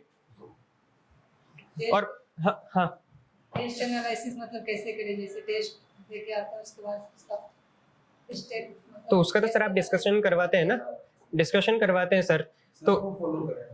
हाँ वही ऑफ कोर्स डिस्कशन होते तो सर को ही फॉलो करना है। इस बार के केमिस्ट्री के पेपर में 170 प्लस इस लेवल के पेपर में आने के लिए और क्या करना चाहिए? Sorry? आपको नहीं किए होंगे पर 170 प्लस केमिस्ट्री में के लिए और क्या करना इस साल का जो पेपर है केमिस्ट्री, एक्चुअली स्पीकिंग, ये इस बार की जो केमिस्ट्री थी उसमें स्टीरियो केमिस्ट्री आई है और अच्छी खासी आई है। तो उसके लिए वो एक्चुअली एनसीईआरटी में नहीं दिया, एनसीईआरटी के बाहर जाके नोट से पढ़ना पड़ेगा। तो सर के नोट्स अपने आप में केपेबल हैं, उसमें प्रॉपर इतने हैं कि आपके 180 भी आ सकते हैं नोट्स। और पॉइंट ये है कि अगर केमिस्ट्री में इतना याद है तो इस बात के लिए मतलब अपने को बेसिकली डेरिवेशन भी आनी चाहिए। पर होता क्या है यार, पेपर में बैठ के केमिस्ट्री में अपने पास फैक्ट याद करने, और कोई इंसान अगर याद ज़्यादा करने में लगा है तो उसका दिमाग लॉजिक में कम चलता है। तो लॉजिक में कम चलता है तो फिर वो भी दिक्कत आएगी कि अपने फिजिक्स में दिमाग कम चल रहा है। कोशिश करना दोनों है, पैनिक नहीं करना है बेसिकली। क्योंकि लोग क्या है, एक सब्जेक्ट को तैयार करते हैं, एग्जाम टाइम पास आता है, पैनिक करने लगते हैं कि ये नहीं हो रहा, ये नहीं हो रहा। भाई या तो इंसान या तो अच्छे से मैथमेटिक्स कर पाएगा या फिर याद कर पाएगा, फैक्ट है। तो अगर अपन ने उस तरीके से तैयार किया है कि अपन याद ज़्यादा कर लेते हैं, अपन से ज़्यादा डेरिवेशन, मतलब जैसे इस बार का फिजिक्स का पेपर है, ज़्यादा दिमाग नहीं चल रहा है, तो अपन केमिस्ट्री में बढ़िया नोट्स वगैरह पूरे फिर अच्छे से तैयार करके जाना है। और अगर ये है कि फिजिक्स में भी अपना दिमाग चल रहा है और केमिस्ट्री में, मतलब मेरे साथ दिक्कत क्या थी भाई, सीधी बात ये है, मेरे फिजिक्स में दिमाग चल जाता था और केमिस्ट्री मेरे को याद नहीं होती थी। मतलब मैं आज याद कर रहा हूँ, 2 दिन बाद में जाके भूल जाता था, मम्मी को मालूम है, मैं भूल जाता था डायरेक्ट। मेरा यही होता था, मैं तो भूल गया। बायो भी भूल जाता था 4 दिन में। अब मैं 10 पेयर ऑफ स्पाइरकल्स कॉकरोच में है, मैं उस बात का कर क्या लूंगा। ये बोलता ना मैम बार-बार मुझसे पूछते रहो, नहीं तो मैं भूल जाऊंगा। भाई मैं तो भूल जाता था क्योंकि मेरे को मैथ्स ही अच्छे से आती थी। तो अब वो पॉइंट ये है कि नोट्स है, अगर अच्छे से लॉजिक नहीं बन पा रही है तो याद फिर अपन को प्रॉपर नोट्स की एक एक लाइन याद होनी चाहिए, एक एक लाइन याद होनी चाहिए नोट्स के लिए, क्योंकि नोट्स में काफ़ी सेलेक्टेड ही लिखवाते हैं, फालतू का नहीं लिखवाते हैं। केमिस्ट्री में जेई मेन के पीआईक्यू कितने साल के किए थे? जेई मेन के मैंने पीवाईक्यू फिजिकल में तो किए थे, ऑर्गेनिक को मैंने नहीं छुआ था, इनऑर्गेनिक को नहीं किया था, क्योंकि उसका कारण ये है उसमें वो थे बाहर के, जेई में आते बाहर के क्वेश्चन, और मैं ऐसा था कि भाई मैं क्यों करूं बाहर का जब रीसेंट ट्रेंड में एनसीईआरटी से है। हालांकि उसी कारण से फिर मैं स्टीरियो केमिस्ट्री भी थोड़ी करके गए थे, एकदम आगे की नहीं करके गए थे तो वो क्वेश्चन नहीं बने, पर मेरे पास खैर टाइम भी नहीं था। तो अब हालांकि अब दिक्कत ये है सर, अब कंप्यूटर बेस्ड हो रहा है, तो अब मतलब क्या एनसीईआरटी बेस्ड ही देंगे ये लोग या फिर जैसे उसमें आता ना थोड़ा सा इन डेप्थ जाने लग जाए, वही थोड़ा इन डेप्थ, क्योंकि रटने वाली चीजें ज्यादा आएंगी। वही मतलब इस साल से अब वो थोड़ा थोड़ा बाहर जा सकते हैं, एनसीईआरटी में जो पॉइंट नहीं दिया उसके भी थोड़ा वही, क्योंकि अभी दिक्कत वही है कि इतने सारे क्वेश्चन वो लेके कहाँ से आएंगे उन दो बुकों से ही, तो अब इन डेप्थ तो जाएंगे। और कुछ थक गया बेचारा। हाँ वही यति को इसको भी खड़ा करना आज अब मैंने नहीं काम करते एक बार इसका और करा के फिर दोनों का एक साथ हाँ वही यदि पूछेगी यदि का आपने शॉर्ट नोट्स बनाए थे, बिकॉज़ मेरे को तो लगता है कि मैं स्मार्टर एक्यूमुलेट होता रहता है टेक्स्ट का। मैंने शॉर्ट नोट्स बनाए थे। अब जैसे किस सब्जेक्ट में? सब बायो में मैंने शॉर्ट नोट्स नहीं बनाए थे, उसमें तो प्योर एनसीईआरटी एक एक लाइन पढ़नी है। केमिस्ट्री की बात है तो मैंने बताया कि उसके ऑर्गेनिक में मैंने प्रोटोटाइप रिएक्शंस, और इनऑर्गेनिक में लाइन बाय लाइन वो अपन को एनसीईआरटी से करना है। कोई पॉइंट जो याद ही नहीं हो रहा है उसको सामने बुक मार्क पे लिख के चिपका दिया। का ऑर्गेनिक केमिस्ट्री की रिएक्शन है, तुमने वो बना दी शीट, वही तो बोला था ना अभी। का कंफ्यूज जाएगी। ओके हां तो प्रोटो नहीं ऐसे ना शॉर्ट नहीं ओके फिजिकल और ऑर्गेनिक वैसे अलग बताओ, अच्छे से बता दे। सर उसको इन्हें बोला दो ना सर उसको। एक सेकंड बता दो फिर एक साथ करो। ओके और फिजिक्स में फार्मूले की शीट बना के चिपकाना है। अब कई पॉइंट होते हैं कि वो मतलब एक्चुअली सिंगल थ्योरेटिकल पॉइंट दिखता है बट वो एक्चुअली न्यूमेरिकल में काम आता है, तो वो पॉइंट भी अपन को उन फार्मूले वाली शीट में इंक्लूड करना है और वो चिपका देना दीवार पे। फिजिकल केमिस्ट्री में अपन फार्मूले लिख के चिपका देंगे। बाकी उसमें फिर मतलब ऐसा है कि यार इनऑर्गेनिक में तो याद करनी है line by line, like bio, pure bio की तरह पढ़ना है। पढ़ना भी है, हाँ पढ़ना भी है, मतलब मेरे 3 दिन में रिवीजन लग जाते थे। पॉइंट है मैम, पॉइंट है मैम। आप कई जूनियर है, मैं उनसे बात करता हूँ व्हाइट बोर्ड लगा है, हाँ भाई लगा है पर यार यूज नहीं करते हम लोग। घर पे व्हाइट बोर्ड लगा है पर यूज नहीं करते। हाँ ना भाई आ जाए यार। एक सेकंड अच्छा यहीं पे रो। आपने बहुत सारे टॉपर्स के इंटरव्यू देखे हैं, आपने मोस्ट कॉमन बातें जो सुनी है, मैंने एनसीईआरटी 50 बार पढ़ा था, कभी किसी ने बताया कैसे पढ़ा था? पहली बार एक टॉपर ने आपको बताया था कि एनसीईआरटी कैसे पढ़ना है। कैसे पढ़ना है भाई? Cell is the fundamental unit of life, नहीं इज द ऑफ, ये नहीं पढ़ना है। सेल फंडामेंटल यूनिट, बस यही था ना। Yes sir. हम कैसे करते हैं केमिस्ट्री में, कैसे करना है? जैसे बताया ना, सिस्प्लेटिन एंड टैक्सोल कैंसर। अब ऐसे याद करोगे क्या? Cisplatin and taxol are used in the treatment of cancer. दूसरी क्लास के बच्चे हो, एजिडोथाइमिडिन एड्स, ये सिखाया। ऐसे एनसीईआरटी पढ़ना है। उन्होंने क्या बताया आपको भाई? फिजिक्स और केमिस्ट्री जो प्रेजेंट ट्रेंड है, आप देखो किसी भी टॉपर का इंटरव्यू सुनेंगे, आपको बोलेगा एनसीईआरटी 50 बार पढ़ी थी, फिजिक्स की फॉर्मूला शीट बनाई थी, केमिस्ट्री के शॉर्ट नोट्स बनाए थे, या मैंने 150 टेस्ट लगाए थे। ऐसी बातें आपने पूरे इंटरव्यू में सुनी? आपने पूरे स्पीच में सुनी कहीं पे? ये रियल टॉपर है। आपको इन्होंने बताया है कि फिजिक्स और केमिस्ट्री का जो ट्रेंड है उसको समझना जरूरी है, कि बेसिक से क्वेश्चन आ रहे, आपको डेरिवेशन करना आना चाहिए। ऑर्गेनिक केमिस्ट्री में आपको मैकेनिज्म समझने पड़ेंगे, और जो चीजें याद करनी, क्या बोला? एक्वस कॉपर सल्फेट और अल्कलाइन कॉपर सल्फेट। इसमें कोई लॉजिक नहीं, आपको याद करना पड़ेगा। जो याद करने की चीजें वो याद करनी है, जो मैकेनिज्म है वो समझना है। फिजिकल केमिस्ट्री में डेरिवेशन आना चाहिए, तभी तो आपका केमिकल काइनेटिक्स का 2A कन्वर्टिंग इनटू B वाला क्वेश्चन सही होगा। आपका मोस्ट ऑफ द स्टूडेंट का मिस्टेक हुआ होगा, आपका ठीक है? हाँ मेरा सही है। कैसे हुआ? CRMTS में क्वेश्चन आया था 2 टेस्ट पहले ही, मतलब जो मेरा नीट था उसके 2 टेस्ट पहले वही क्वेश्चन किया था, फर्स्ट ऑर्डर का था, मेरा गलत हो गया था, कारण सिर्फ इतना मैंने 2 से उसको डिराइव नहीं किया था। केमिस्ट्री के मेजर टेस्ट में मिस्टेक हुआ, फिर इसने डेरिवेशन करके देखा उसका, है ना, वो जो मैंने वीडियो सॉल्यूशन में बताया था, उसके बाद इसका ठीक हो गया। तो आपको ऐसा करना पड़ेगा, ये नहीं कि फिजिक्स सिर्फ फॉर्मूला बना लो, फिजिक्स को आपको लर्न करना पड़ेगा। फॉर्मूले वाले फेल हो गए अब, सही है। और क्या बताया गया है, पहली बार आपके सामने टॉपर खड़ा है, वो ये बोल रहा है कि पहले राउंड में मैंने फिजिक्स के सिर्फ 6 क्वेश्चन करे थे और मार्क्स 680 आ रहे हैं, फिजिक्स में 175 मार्क्स है। ये सच है कि आप पहले राउंड में, दूसरे राउंड में, तीसरे राउंड में जब पेपर करोगे तभी आपकी टॉप में रैंक आएगी। ये इतनी बेसिक चीजें, ये मैच्योरिटी आनी चाहिए, तभी हमारा काम होगा, ठीक। तो अगर आप ऐसे सार्थक की तरह एक एक चीज को ऑब्जर्व करोगे, अच्छे से पढ़ोगे, एंड मोस्ट इंपॉर्टेंट क्या बताया कि 2025 में फिजिक्स टफ आई थी, 26 में फिजिक्स और केमिस्ट्री टफ आई है, 27 में तीनों टफ आया गया, तो किसका बहाना लगाओगे सिलेक्शन क्यों नहीं हुआ? इसलिए डेली तीनों पढ़ना है, तीनों का क्वेश्चन प्रैक्टिस करना है, तीनों का एनसीईआरटी पढ़ना है, रेगुलर रिवीजन करना है, और टेस्ट कम से कम 3 अटेम्प्ट में करना है। समझे कि नहीं समझे? ये होता है असली टॉपर। नहीं तो आके मैंने 150 टेस्ट लगाए थे, 150 टेस्ट का कोई सेंस ही नहीं है। आप 500 लगा दो टेस्ट ऐसे, तो समझे या नहीं समझे? हाँ, नहीं, मेरे पास और मैंने बहुत सारे पॉइंट्स नोट किए इन्होंने, जो इनसे मैंने भी सीखे हैं, आपको इंप्लीमेंट करने चाहिए ये, ठीक है। तो भाई बहुत अच्छा लगा। अच्छा मैम, सर, हर्षित, मैं आप सबके सामने बोल रहा हूं, ये लड़का पीजी में टॉप 10 में रैंक लाएगा। पीजी में तो मैं नहीं पढ़ाऊंगा ना, पक्का ना, मैंने आज बता दिया। एक लड़का है अमन तिलक, उसके बारे में जब नीट एग्जाम हुआ तो उसका इतना अच्छा नहीं गया था। नीट के बाद एम्स का एग्जाम होता था, 2017 की बात है। वो एक दिन उनकी मम्मी ने मेरे से बात की, मैंने बोला मैम आपका बेटा बहुत बड़े मेडिकल कॉलेज से पढ़ेगा और बहुत बड़ा डॉक्टर बनेगा। तो उन्होंने बोला क्यों सर? मैंने बोला मेरा ऑब्जर्वेशन है, मैंने चेक किया है, तो नीट में तो उनकी मेरे ख्याल में 500 के बाहर रैंक आई थी, लेकिन 2017 में एम्स में 33 रैंक आई, एमबीबीएस एम्स से, देन एमडी एम्स से, अभी सुपर स्पेशलिटी में 1 रैंक आई है।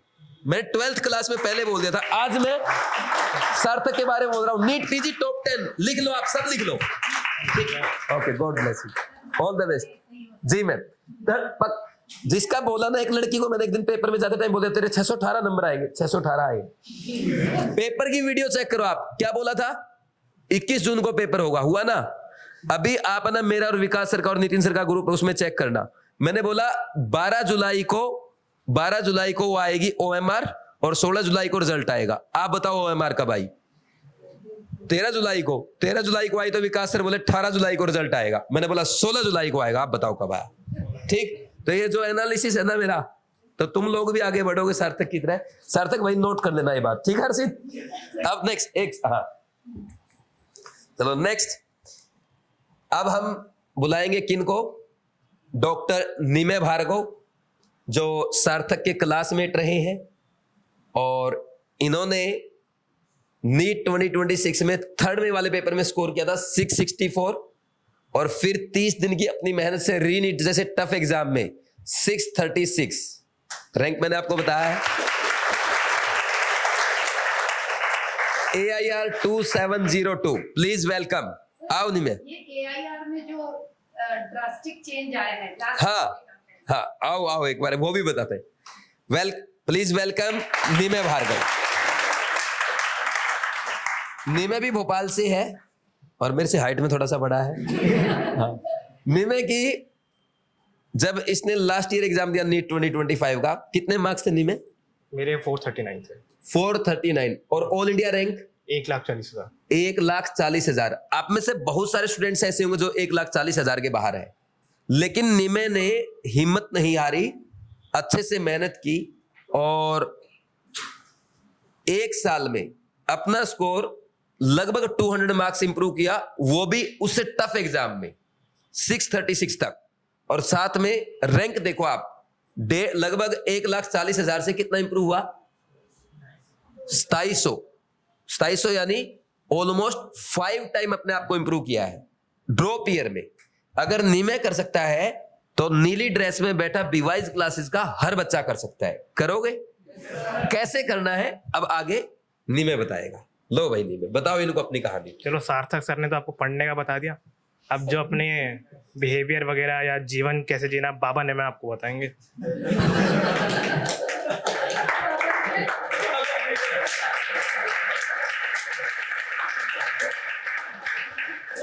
तो पूछिए अपने प्रश्न।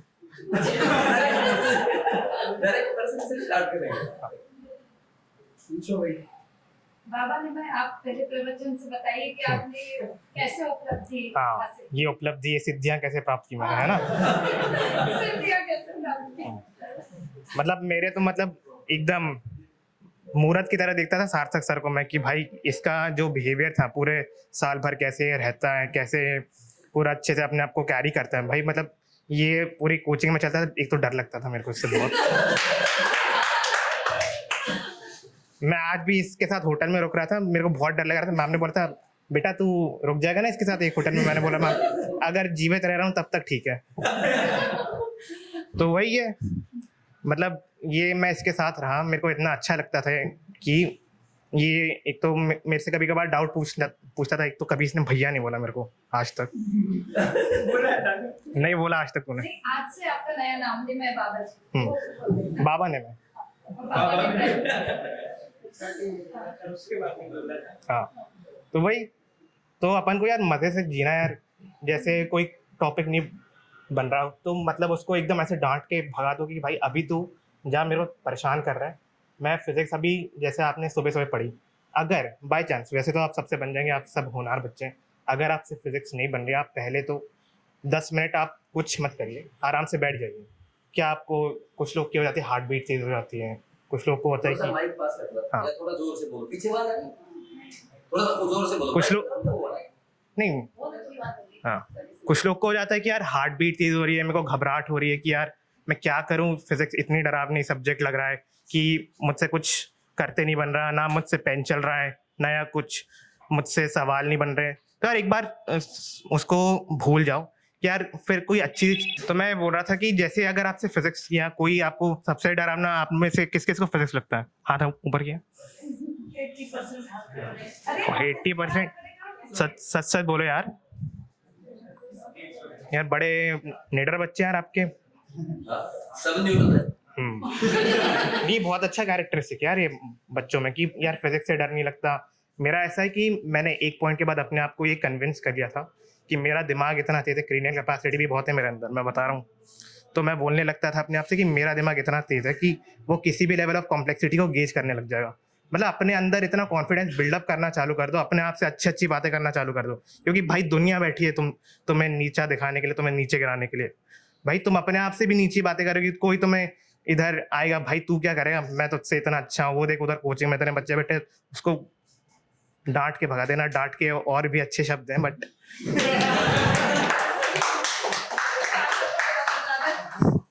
तो वही यार, अपने आप में एक अच्छा ऑरा बिल्डअप करो, अपने आप में पॉजिटिविटी लाओ यार कि मैं कोई भी सब्जेक्ट कर सकता हूँ, मेरे को क्या डराएगा कोई। तो उससे आप जब भी जैसे सुबह सुबह पढ़ने बैठोगे, अपने अराउंड पॉजिटिव एटमोसफियर क्रिएट करो, पॉजिटिविटी लाओ, ताकि पढ़ने का मन करे सबसे पहले। वरना एक बंद से कमरे में बैठ जाएंगे, अंधेरा करके बैठ जाएंगे, ना कभी सनलाइट आने देंगे, ना कुछ आने देंगे, ऐसे कैसे चलेगा यार। अपने आप को एज ए डॉक्टर इमेजिन करना चालू करो, आइडियलाइज करना चालू करो कि यार मैं एकदम अच्छा, एक विश्व का सर्वश्रेष्ठ अगर डॉक्टर बना तो मैं कैसे बनूंगा। तो नंबर तो तुम्हारी सेकेंडरी प्रायोरिटी हो जाएगी। मेरे कभी नंबर एक बार मेरे अराउंड इसी साल एक बार मेरे 549 नंबर भी गिर गए थे। वैसे मैं 630 के नीचे नहीं जाता था यूजुअली, मेरे 549 गिर गए थे। मैंने बोला क्या हो गया, मैं तो खुश हो जाता था कि यार इतनी सारी गलतियां हो गई मुझ जैसे श्रेष्ठ पुरुष से।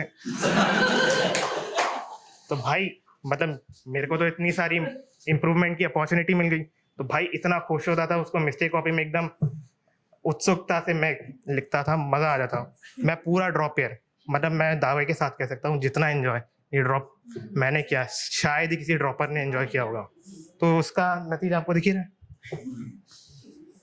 मतलब मैं सोचता था कि मैं अगर ड्रॉप से आऊँगा या 439 से कहाँ पहुँच जाऊँगा, 539, 600, मुश्किल से मुश्किल मेरे को लगता है 200-250 नंबर का क्या इम्प्रूवमेंट होगा।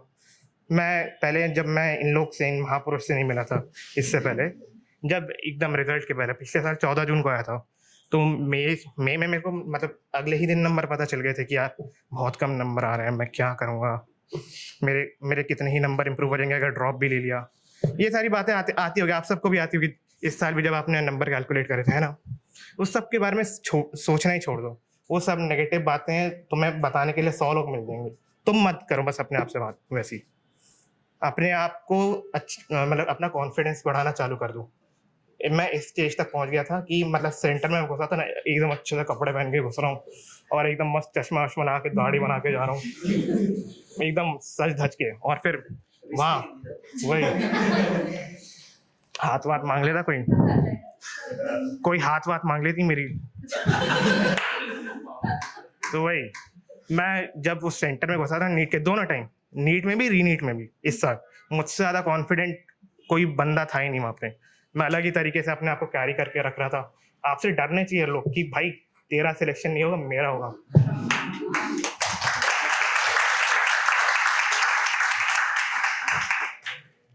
तो बताओ, और कुछ मुझसे सीखने को चाहिए तो बताओ। सारे डाउट्स एकदम अब और डर गए पूछो भाई, डाउट को पूछ रहा है आप, पूछो बार दोबारा डाउट है, दोबारा पूछा विलास, कोई बात नहीं। हेलो भैया। अच्छा भैया नहीं हूँ, अब दोनों आ जाओ मेरे ख्याल। मैं आपसे छोटा हूँ शायद उम्र। अब थोड़ी ठीक। पिछले साल भैया आपकी कौन सी गलती की कि 430 और इस साल फिर वो भाई मैं डरता रहता था, पता है, डरता रहता था। मैं सही बता रहा हूँ, मैंने बहुत अच्छे से पढ़ाई भी की थी सीरियसली। मैं पेपर दे के आया, मैंने चेक करा, मैं बोलता भाई ये नंबर इतने गंदे मैं डिजर्व नहीं करता यार। ये मैं खुद को, मैंने अपने आप को ड्रॉपर भी कहना बंद कर दिया। मैंने बोल दिया मैं ऐसे पढ़ूंगा जैसे कोई फ्रेशर हो। ये ड्रॉपर बस as a tag, as a name मेरे साथ अटैच्ड है। ड्रॉपर मैं हुई नहीं, मैं जो हूँ एक फ्रेशर से भी ज़्यादा अच्छी रैंक लेके आऊँगा। मैं ऐसे सोचता था अपने आप को। कोई मैंने ड्रॉपर बोलता था, भाई मैं I am as good as a fresher, मैं ड्रॉपर नहीं हूँ। अपनी आइडेंटिटी को मतलब खुद का प्राइड से जोड़ो कि ड्रॉपर हो तो क्या हो गया भाई। तो आप अपना कॉन्फिडेंस बूस्टअप करना चालू करो तो उससे। और फिर मेरे को ऐसा लगता था कि यार 439 आ गए, क्या कितना इम्प्रूवमेंट हो जाएगा। फिर शिवाली मैम के पास उसी दिन, जिस दिन 14 जून को रिजल्ट आया था, मैं मैम के पास गया। तो मैम ने बोला बेटा तुम मतलब मेरी शक्ल देखनी चाहिए थी, तो इतनी उतरी भी आप। मतलब फिर मैं मैम के पास गया, मैम बोलती है बेटा ये इतना क्यों मुंह उतार के रखा है। 1 महीने तक भी मतलब मेरी हेल्थ प्रॉब्लम्स चालू हो गई थी, जैसे हेयर फॉलन लग गया था, मेरी हेल्थ डिटोरिएट होना चालू हो गई थी। अभी तो तगड़ा दिख रहा हूँ, तब मेरी पूरी मसल लॉस भी पूरा हो चुका था, पूरा पतला सुकड़ा सा हो चुका था मैं। तो फिर सुनील सर ने बोला अपनी डाइट इंप्रूव करो, एक्सरसाइज करना चालू करो। सुबह सुबह उठ के मैं अराउंड 5:45 के बाद, उस दिन के बाद से अराउंड, मेरी आपसे अक्टूबर में बात हुई थी, अक्टूबर के बाद से मैं 5:45 के बाद शायद उठा ही नहीं। मतलब उसके पहले ही उठाऊं, उससे लेट कभी नहीं उठा। तो मैंने अपना रूटीन मॉडिफाई किया। अपनी ये पढ़ाई की टिप्स तो मैंने इससे भी खूब सारी ली हैं, जैसे अभी आप लोग को बताई ना इसने, मैंने पढ़ाई के बारे में इससे खूब सीखा अपने अराउंड। हाँ, अपने अध्यापकों से भी सीखा, अपने सहपाठियों से सीखा। खूब सिंसियर बच्चे थे मेरे अराउंड। आप भी अपने अराउंड ऐसा पॉजिटिव एटमोसफियर क्रिएट करने की कोशिश कीजिए। आप चाहे उसके लिए आध्यात्म या स्पिरिचुअलिटी से भी जुड़ सकते हैं। अपने कुछ एक पीसफुल एनवायरनमेंट क्रिएट कीजिए। आप दिन में अलग से समय निकालिए। पढ़ाई आप जितने भी घंटे कर लीजिए, 12-13, एटलीस्ट 5 से 10 मिनट निकाल लीजिए। शांति से बैठ के सोचेंगे अपने बारे में, अच्छी बातें सोचेंगे। ये मैजिक बुक जैसे सर ने बोली है, वो एक आपको ग्रैटिट्यूड प्रैक्टिस करना सिखाते कि किन किन चीज़ों के लिए आप अभी यहाँ पर जीवित हैं। वो भी कोई कम थैंकफुल होने वाली बात नहीं है। मैं जीवित हूँ, मैं इतने अच्छा काम कर रहा हूँ, मैं चिकित्सक बनने वाला हूँ, कितने लोगों की मैं जान बचाने वाला हूँ। मेरे को इतना अवसर मिल रहा है, उसके लिए मेरे पास करोड़ों चीज़ें हैं जिनके लिए मैं थैंकफुल हो सकूँ इस दौरान। तो आपके पास भी बहुत सारी चीज़ें कि आप थैंकफुल हो सको। आप दुखी नहीं हो पाओगे फिर कभी पूरे ड्रॉप ईयर में। आप इतने खुशी आप पढ़ पाओगे, आप सारे टॉपिक्स कवर कर पाओगे, और आप फिर पूरे आपके क्वेश्चंस बनने लग जाएंगे। क्वेश्चन अगर नहीं बना, जैसे 3 एस्पेक्ट में समझता हूँ क्वेश्चन के, जब आपसे नहीं बनेगा, या तो आपको नॉलेज नहीं है उसके लिए पर्याप्त, या आपको अप्रोच नहीं आता, या तो आप में कॉन्फिडेंस ही नहीं है। ये 3 एस्पेक्ट्स हैं क्वेश्चन सॉल्विंग के लिए, जो आप में एबिलिटीज आपको ये डेवलप करनी पड़ेंगी। और ये बिहेवियरली ही मोस्टली होती है। आप पढ़ के भी, मतलब आप लोग सब में से कितने लोग जो हैं वो 10 घंटे से ज़्यादा पढ़ते हैं? हाथ उठाइए। दिन में इंक्लूडिंग कोचिंग। लोग पढ़ते हैं। अरे अच्छे से हाथ उठाए। हाँ, बेझिझक बताओ ना। 4 घंटे सेल्फ स्टडी, चलो मैं ऐसे 4 या 5 घंटे या उससे ज़्यादा सेल्फ स्टडी कौन कौन करते हैं? बहुत कम पढ़ रहा है, डंडा मारना पड़ेगा। वही सर लठ है ना, उसका प्रयोग थोड़ा ज़्यादा करना पड़ेगा। सर लट नहीं थपाड़े मारी सीधा यहाँ यहाँ ऐसे हाँ, effect पड़ेगा। ये देखो, ये सुनो सर तक एक बार बोल सकते हैं ना? क्या करना है? सर इन लोग को ना लट्ठ से नहीं मारिए, थपाड़े मारिए सीधा, यहाँ फर्क पड़ता है, यहाँ इफेक्ट पड़ेगा। सारे अच्छे से सेट होता है। याद नहीं आएगी ना, मिस्टेक्स होती है। हाँ प्रॉपर मिस्टेक याद आएगी कि हाँ यहाँ पड़ी थी, अच्छे से याद है। मेंटेन होना चालू होगी। कौन कौन कर रहा है अभी अपनी मिस्टेक कॉपी? चलो अच्छी बात है, बहुत बहुत फायदा मिलता है बेटा यार उससे, कि मतलब अगर अपन ने मिस्टेक सारी अपने हाथ में है ना, अपन को लगता है कि अपन as a person, as a doctor आपको लगता है कि मैं अपनी गलतियों पे काम कर रहा हूँ, मैं उनको इम्प्रूव कर रहा हूँ। आपको अंदर से इतना अच्छा लगने लगता है कि यार मैंने अपनी मिस्टेक्स अपनी सुधार ली, अब मैं दोबारा नहीं करूँगा। आप पेपर में जब जाते हो आपको क्वेश्चन बनाने में मज़ा आने लगता है एक पॉइंट के बाद, कि भाई इतना अच्छा पेपर आया। मैं तो भगवान से प्रार्थना कर रहा था कि टफ से टफ पेपर आ जाए। मैं पता है इस पेपर के दौरान जो रीनीट वाला पेपर है 5 से 6 बार एकदम मस्त खुल के मुस्कुराया हूँ। इन्विजिलेटर को शक हो गया था चीटिंग वीटिंग कर तो नहीं रहा। तो इसलिए भाई एकदम खुश रहना चालू कर दो, बहुत मजा आने लगेगा ये पूरी जर्नी में। फ्रेशर के लिए तो एकदम स्वर्ग जैसा हो जाएगा, ड्रॉपर के लिए भी बहुत अच्छी जर्नी हो जाएगी पूरी। स्ट्रेस कम हो जाता है, दिमाग ज्यादा काम करने लगता है जब हम खुश होते हैं। वही आपके जैसे इस साल 620 से कम एक ही टेस्ट में आए, पिछले साल जब दिए 430 ही नीट में आए, उसमें हाँ। टेस्ट में आपके कितने मार्क्स रहते हैं? मेरे उस समय भी 650 के आसपास बहुत सारे टेस्ट में बने। मतलब एग्जाम में वो एक दिन के कारण वो और उस समय यार मैं कहना तो नहीं चाहिए बट मेरी गलतियों के अलावा मेरे जो इंस्टीट्यूशनली उस समय भी काफ़ी सारे उस जिस सिस्टम में उस समय इन्वॉल्व था, जो इकोसिस्टम वहाँ पर बिल्डअप था पूरे मेरे पढ़ाई के लिए, वो भी बहुत ज़्यादा फ्लॉड था। मतलब कोई किसी को फ़र्क नहीं पड़ रहा कि मैं क्या कर रहा हूँ, मैं दुखी भी हूँ या मैं ढंग से अपने आप को, मेरी प्रोडक्टिविटी क्या मेरे बिहेवियर की वजह से गिर रही है कि मैं पढ़ नहीं पा रहा या क्या है, किसी को फ़र्क नहीं पड़ता था।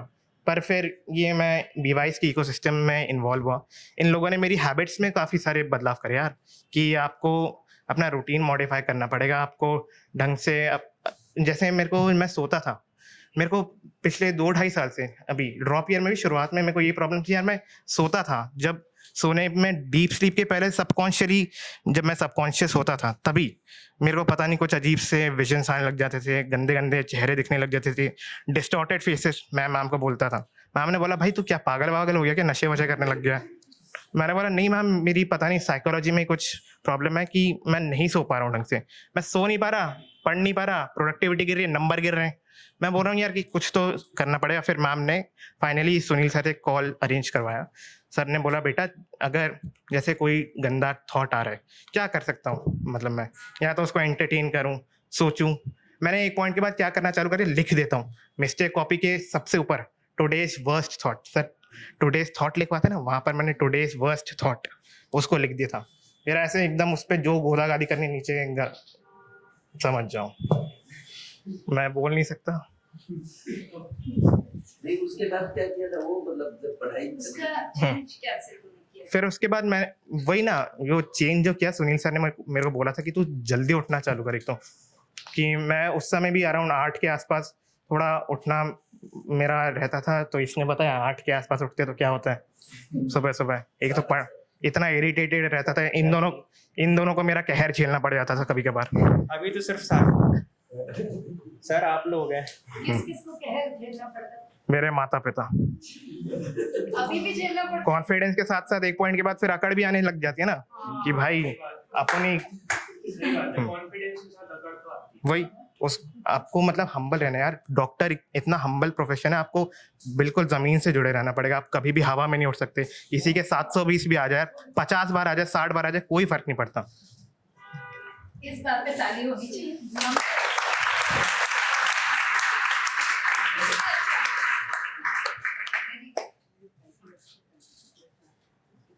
और पूछो भाई। सातों दिन सप्ताह के पढ़ना चाहिए या फिर संडे को नहीं? कतई नहीं, गलती से 7 दिन मत पढ़ लेना सप्ताह के, पागल हो जाएगा भाई। एक दिन एटलीस्ट संडे, तू चाहे वेंसडे या कोई, मैं तो प्रेफर करूँगा सिर्फ संडे तू किताब, फ़ोन और कोई दोस्त या दोस्त नहीं, उसको सूंघना देखना कुछ भी मत, ठीक है? दोस्त नहीं तो नहीं है ना भाई, बस बच गया तू। बेचारा, उसको थोड़ा तुम्हारा आइडिया। अरे मैम के पास मैं जाता था, मैं एकदम बेशरम आदमी हूँ, मैंने ड्रॉपर की क्लास कर ली। मैं 11th की क्लास में घुस जाता था कि मैम ये आज टॉपिक पढ़ने का मन कर रहा है, मज़े मज़े में मैं घुस जाता था ऐसे ही आनंद फानंद में कि मैम आज 11th का ये वाला टॉपिक पढ़ने का मन कर रहा है, आज आपकी क्लास में बैठ के पढ़ के फिर घर जाऊँगा। मैम बोलती बेटा तू क्यों पढ़ रहा है इतना, गर्लफ्रेंड वर्लफ्रेंड पाल ले कोई।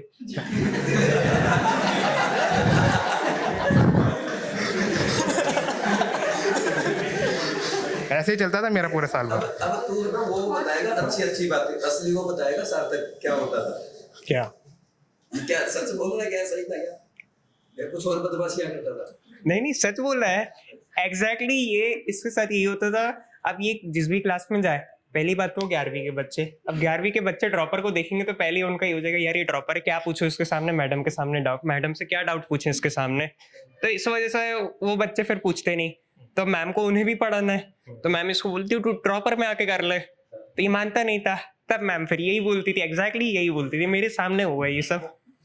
एक पॉइंट के बाद ऐसा हो गया था, मैम आती थी सीधा कोचिंग में फटाफट घुस के, क्लास में घुस के, मेरे आने से पहले दरवाजा बंद कि ये घुसना जाए आदमी, वही मेरे। और अगर गलती से घुस गया डांट के बाहर करा जाता था कि तू बाहर चले जा भाई, मैं तेरे साथ नहीं पढ़ा पाऊंगा इन लोग को। फिर मैंने थोड़ा सुधर गया फिर।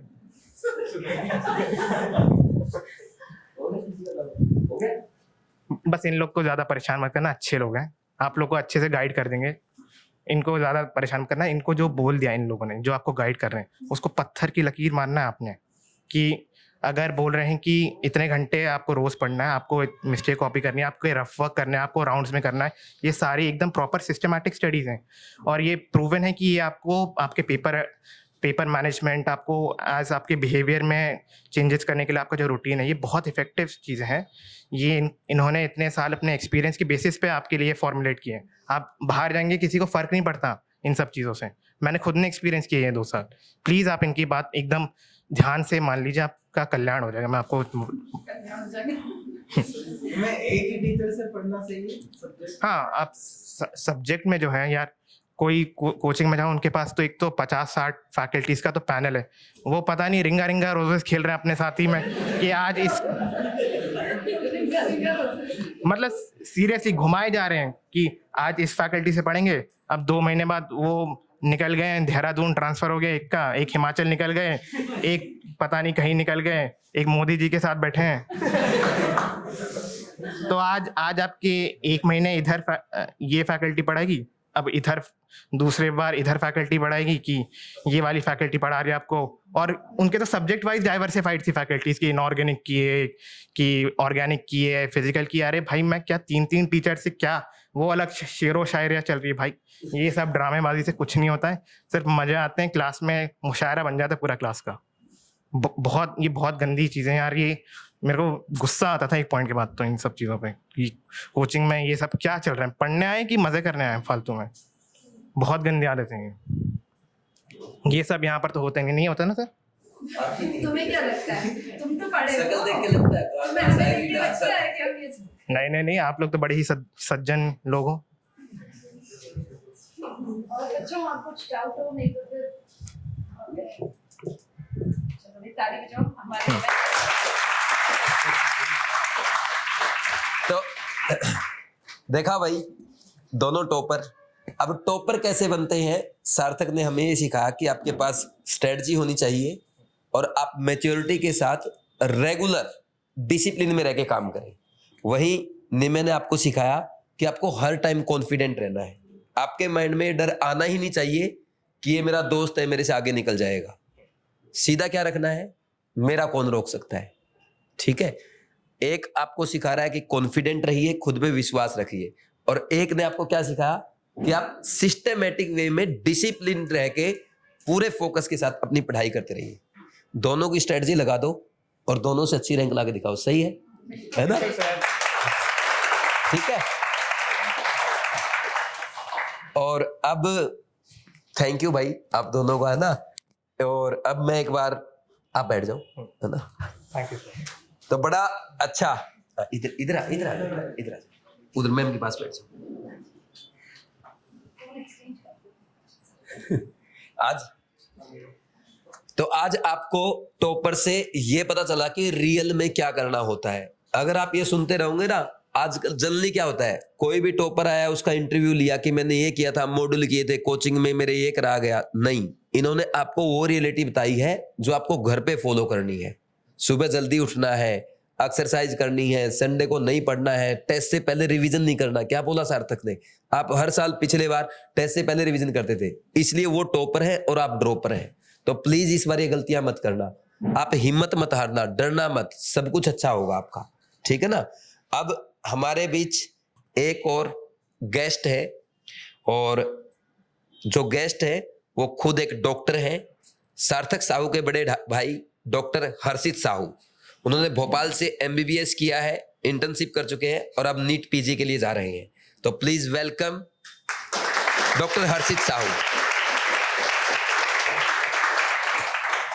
आप जो भी गाइडेंस आपकी प्रिपरेशन के दौरान रही है या फिर जो आपका एक्सपीरियंस है as a doctor, please sir. ठीक है, तो पानी की बोतल लाया सब? कितने लोग लाए दिखाओ, निकालो अपनी अपनी बोतल दिखाओ। कौन नहीं लाया? सब लाए, बढ़िया, पियो सबके सब। हंसना नहीं है भाई, बोतल निकाल के पानी पी, 2 घूंट पियो, कम से कम 2 घूंट पियो। अरे पियो भाई, ईमानदारी से पिया सबने। पता है ये क्यों करना है? थोड़ी देर फ्रस्ट्रेट हो जाओ, पढ़ाई करी फ्रस्ट्रेट हो गए, सबसे पहला काम पानी पीना है। थोड़ी देर में पानी पियो, अपने आप लगेगा कि हाँ ठीक है, अब क्या कर सकते हैं। ये छोटा चेंज है, मान लो तो बड़ा दिखेगा, नहीं मानोगे तो ड्रॉप तो लगा ही है, सीधी बात है। तो आधा घंटा पौन घंटा पढ़ाई कर ली, उसके बाद क्या करना है? पानी पीना है। आ रही है बात समझ में? फॉलो करोगे? ठीक है। और दूसरी चीज, मैं यहाँ क्या करने आया हूँ? तुम लोगों से बात करने आया हूँ। स्टेज पर मेरा काम क्या है? तुम लोगों से बात करनी है। तो ये क्या है मेरा फोन, इसको साइड में रखना है। तुम लोग का काम क्या है? पढ़ाई करना। उसके लिए क्या करना है? फोन को साइड में रखना है। कब तक? जब तक जितनी देर बैठ के पढ़ रहे हैं। कोई डाउट नहीं, कुछ नहीं, कुछ भी डाउट आ रहा है, कॉपी में पेज नंबर लिखो, क्वेश्चन लिखो, टीचर से फिजिकली मिलके पूछेंगे। इसको क्या करना है? साइड में रखना है। तुम लोग क्या करते हो? फोन साइड में रख लिए, कभी AI कर रहे हैं, कभी टीचर से पूछ रहे हैं। कोई जरूरत नहीं है। एक करेक्शन कॉपी बनाओ, उसमें सारे डाउट्स लिखो और फिजिकली अगले दिन कोचिंग में आके टीचर से पूछो। टीचर मना करे तो सोचना AI के बारे में। टीचर मना करते हैं? कोई भी सर मैम कोई भी मना करता है क्या? तो अगर तुम लोग फोन उठा रहे हो तो किसकी गलती है? बताओ अपने मुंह से मत। तो अगर तुम लोगों की गलती है और सिलेक्शन तुम्हारा नहीं हो रहा तो कोचिंग खराब कैसे हो गई भाई? सिलेक्शन तुम लोग का क्यों नहीं हो रहा है? क्योंकि तुम गलती कर रहे हो। यहाँ पे इस प्लेटफॉर्म पे तुम्हें तुम्हारी गलतियां बताई जा रही हैं, तो तुम्हारा काम क्या है? सुधार करना है। तीसरी बात, मैं कॉन्टैक्ट नंबर बोलता हूँ, रैंडम कॉन्टैक्ट नंबर है, रिपीट करना है तुम्हें। मैं बोल दूं, उसके बाद याद करके बताना किसको याद हुआ। 7024689235। किसको याद हुआ? हाथ खड़ा करो। एक को भी नहीं हुआ? अबे 10 ही नंबर है भाई, किसी को तो याद हुआ होगा। हाँ हाँ बोल भाई। 2345 था, हो गई गलती। अब 1 से लेके 30 तक काउंट करो सबके सब। जाओ 30 तक जाओ भाई, सीरियसली मैं मजाक नहीं कर रहा।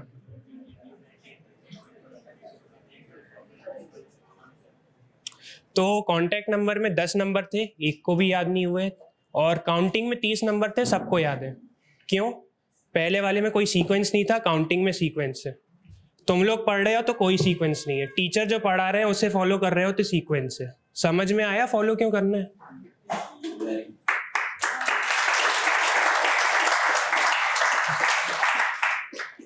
तो या तो अपने ईगो पे ले लो कि नहीं हम तो अलग हैं, हम अपने हिसाब से पढ़ेंगे, लेते रहना ड्रॉप, किसी का फर्क नहीं है। यहाँ तो बढ़िया बिजनेस ही है। अभी स्कॉडा से आते हैं, बाद में BMW से आ जाएंगे।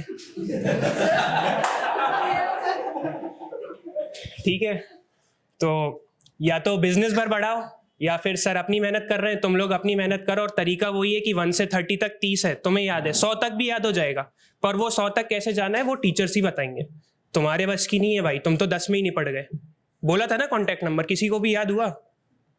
लेकिन अगर टीचर ने 100 तक काउंटिंग सिखाई है तो सबको याद है। तो ज्ञान नहीं लगाना है कि मेरे को क्या करना है, ज्ञान सिर्फ इतना लगाना है कि टीचर ने क्या बोला है, इसलिए टीचर को ब्लाइंडली फॉलो करना होता है।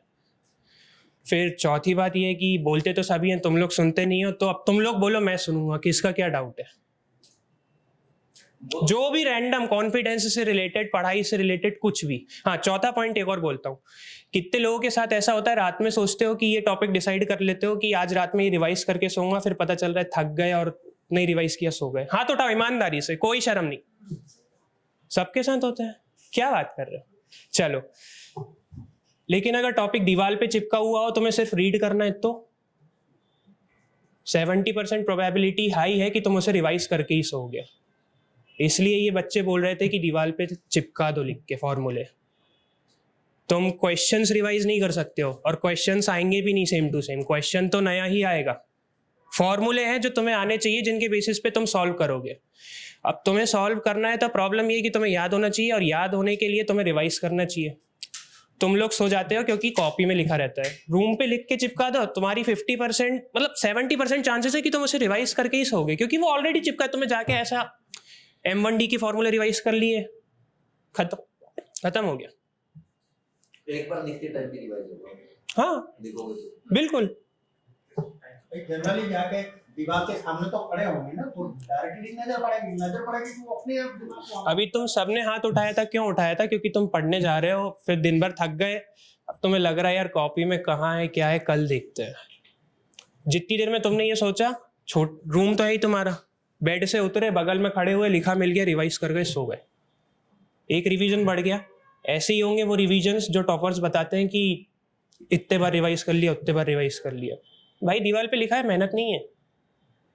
लेकिन तुम सोचते हो यार शीट बनाने में तो बहुत मेहनत है, अब पूरा साल भर मेहनत करोगे, क्या मिला? कुछ मिला तुम्हारी थिंकिंग से। लेकिन बात मान के अगर दीवार पे चिपका के रिवाइज कर रहे होते तो you are close to selection. और बोलो, और तुम्हारे क्या डाउट्स हैं? पूछो भाई रैंडमली। और ऐसा बिल्कुल नहीं सोचना कि सामने वाला क्या सोचेगा, वो अपने सिलेक्शन के लिए पढ़ रहा है, मैं अपने सिलेक्शन के लिए पढ़ रहा हूँ, सबका अलग अलग नसीब होता है, सामने वाले का भी भगवान लिखता है, हमारा भी लिखेगा, कोई दिक्कत नहीं है। हाँ, सबका नसीब अलग है, सबका यूनिक है, कोई कंपैरिजन नहीं करना। जितनी देर में तुम कंपेयर करोगे कि मेरे इतने मार्क्स हैं, सामने वाले के इतने मार्क्स हैं, उतनी देर में तुम्हारा एक क्वेश्चन सॉल्व हो जाएगा। वही करना है, कंपेयर मत करो। कोई बोल भी रहा है मेरे को तेरे से ज्यादा आता है, तो बोलना कॉन्ग्रेचुलेशंस भाई। तुम्हें बोल रहा है कि यार मेरे को तो ये आता है, बोलना कॉन्गो भाई, मैं सीख रहा हूँ, खत्म।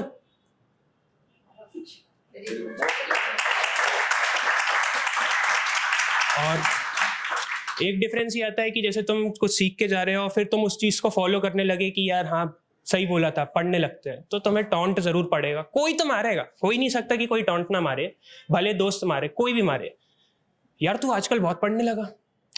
अब इसमें हम क्या करते हैं कि नहीं यार मैं कहाँ पढ़ रहा हूँ इतना, अपने को पता है अपन ने इंप्रूव किया है, लेकिन अपन उसे कवर अप करने के लिए कि नहीं यार मैं इतना नहीं पढ़ रहा, हम अपने मुंह से एक नेगेटिव सेंटेंस बोल रहे हैं, वो धीरे धीरे नेगेटिविटी बन के हमारे अंदर बैठ जाएगा। तो ये मत बोलो कि नहीं यार भाई मैं नहीं पढ़ रहा, एक्सेप्ट करो, हाँ भाई तू भी पढ़ ले भाई, मेंटली पॉजिटिव हो जाओ, सिलेक्शन एक ही बार में ले जाओगे, फैक्ट है। और तुम्हें यकीन नहीं हो रहा तो तुम लोगों ने सबने बोला ही होगा कि तुम्हें पता है, तुमने इंप्रूव करा है, और सामने वाला तुम्हें टॉन्ट मार रहा है कि भाई तू तो अच्छा पढ़ रहा है, तो तुमने डिनाई तो किया ही होगा कि नहीं यार मैं नहीं पढ़ रहा। तुम्हें पता है तुम अच्छा कर रहे हो, कोशिश कर रहे हो, पर तुमने डिनाई किया कि नहीं यार मैं नहीं कर रहा। तो वो जो तुमने डिनाई किया है ना, वो उससे जो धीरे धीरे नेगेटिविटी आती है, उसी का नतीजा है तुम्हें दोबारा पढ़ना पड़ रहा है। मुंह पे बोलो हाँ भाई तू भी पढ़ ले, या तो सामने वाला भी पढ़ लेगा, अच्छी बात है, सबके नसीब अलग है भाई, किसी का नसीब सेम नहीं है, किसी का नहीं है। तुम में से कोई भी डॉक्टर हर्षित साहू नहीं बनेगा, तुम्हारा जो नाम है तुम वो बनोगे। तो जब तुम किसी को कॉपी कर ही नहीं सकते, तुम किसी की एग्जैक्ट कॉपी बन ही नहीं सकते, तो क्यों उलझा रहे हो उस चीज में खुद को? तुम अपने आप में इंडिपेंडेंट हो और यूनिक हो, वही बनना है, इसीलिए यहाँ आए हो। आई बात समझ? और कोई डाउट है पढ़ाई से रिलेटेड कुछ भी? क्लियर हो गए। मैथ्स देख रही? हाँ भाई पूछना। डिस्ट्रैक्शंस कैसे होता है? डिस्ट्रैक्शंस किस टाइप से? पहले डिस्ट्रैक्शंस अभी तो बोला पहला काम क्या करना है। कैसे कैसे मतलब क्या? फिर सोच ले कि यार ये जेब में रखा है तो एक ड्रॉप और पढ़ना है अपने को। अब हो हिम्मत तो रख ले जेब में, मेरा रख ले सीधी बात है भाई। ये जेब में ना तो दिमाग में होना चाहिए कि भाई अपने को एक ड्रॉप और लगने वाला है, अपन 1 साल खुद भी रोने वाले हैं, फैमिली को भी रुलाने वाले हैं। और अगर ये नहीं करना है तो इसे उठा के साइड में रख दो। किसी का कॉल आ रहा है पापा मम्मी का या टीचर्स का, उठाई बात करी फिर से साइड में रख दिया। ये चलाने के लिए नहीं है भाई। ये तुम एक बार एग्जाम क्लियर कर लो, फिर जो मांगोगे वो वाला फोन मिल जाएगा तुम्हें। रॉक फोन भी मिल जाएगा, सैमसंग भी मिल जाएगा, आईकू भी मिल जाएगा, जो मांगोगे मिल जाएगा। लेकिन पढ़ाई के टाइम अगर ये जेब में रहेगा ना तो फिर से अगले साल आओगे, यहाँ नहीं आओगे कहीं और जाओगे।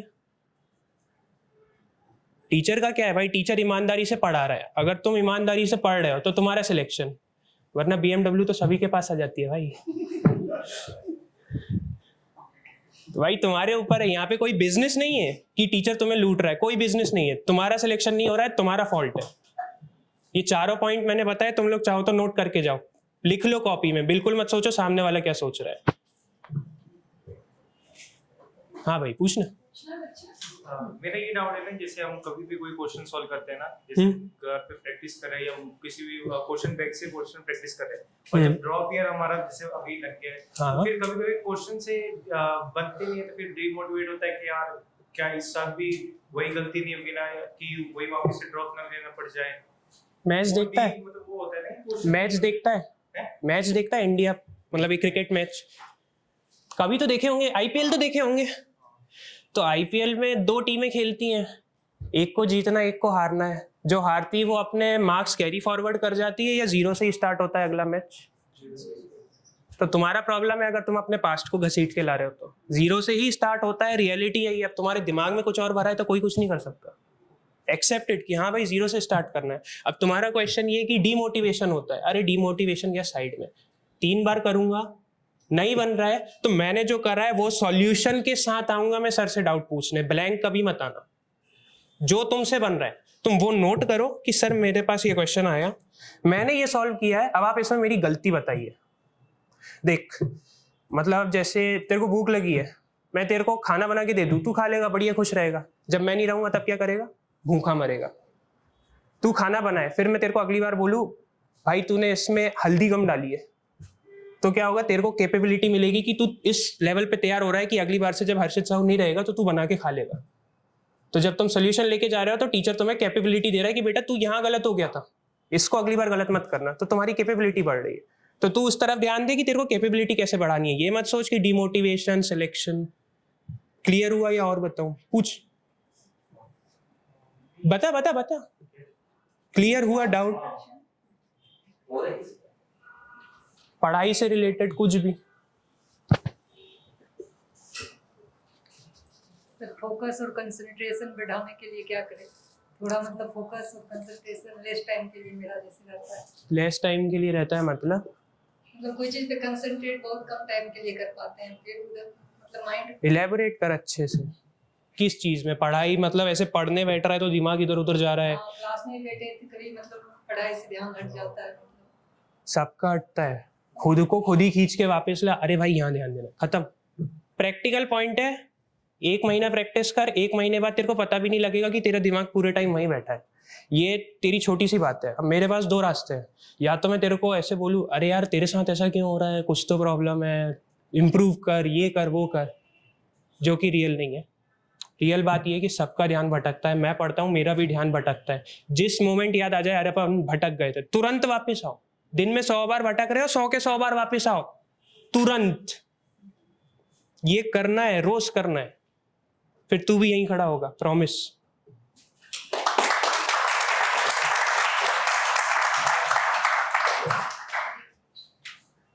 और पूछो भाई, किसी को भी कोई शेम नहीं, पूछना पूछने पूछो बेटा, कल से पूछ लो। क्यों पूछो तुम लोग की पढ़ाई कितने घंटे क्यों नहीं हो पाती, तुम्हारा ध्यान क्यों देखो कितने भटकता है? अच्छे क्या मतलब मुझे भी बहुत अच्छा लगा, बहुत अच्छा एग्जांपल। मैं वीडियो में यूज करूंगा अभी एग्जांपल्स। मुझे सब बताएगा मैं नहीं छोड़ता कोई अच्छी चीज। भाई पूछो ओके पेश कर देता हूँ। लड़कियों में कोई डाउट नहीं है, क्लियर है सब। सब क्लियर है। नहीं चक्कर क्या कि अब इनका ना वो होता ना 1 बजे छूटना है, सीधा मैच के ऊपर टूटना है। आपकी बहन है? ठीक आप चलिए। और तुम लोगों में से घड़ी देख देख के कौन पढ़ाई करता है कि यार इतने बजे तक पढ़ना है?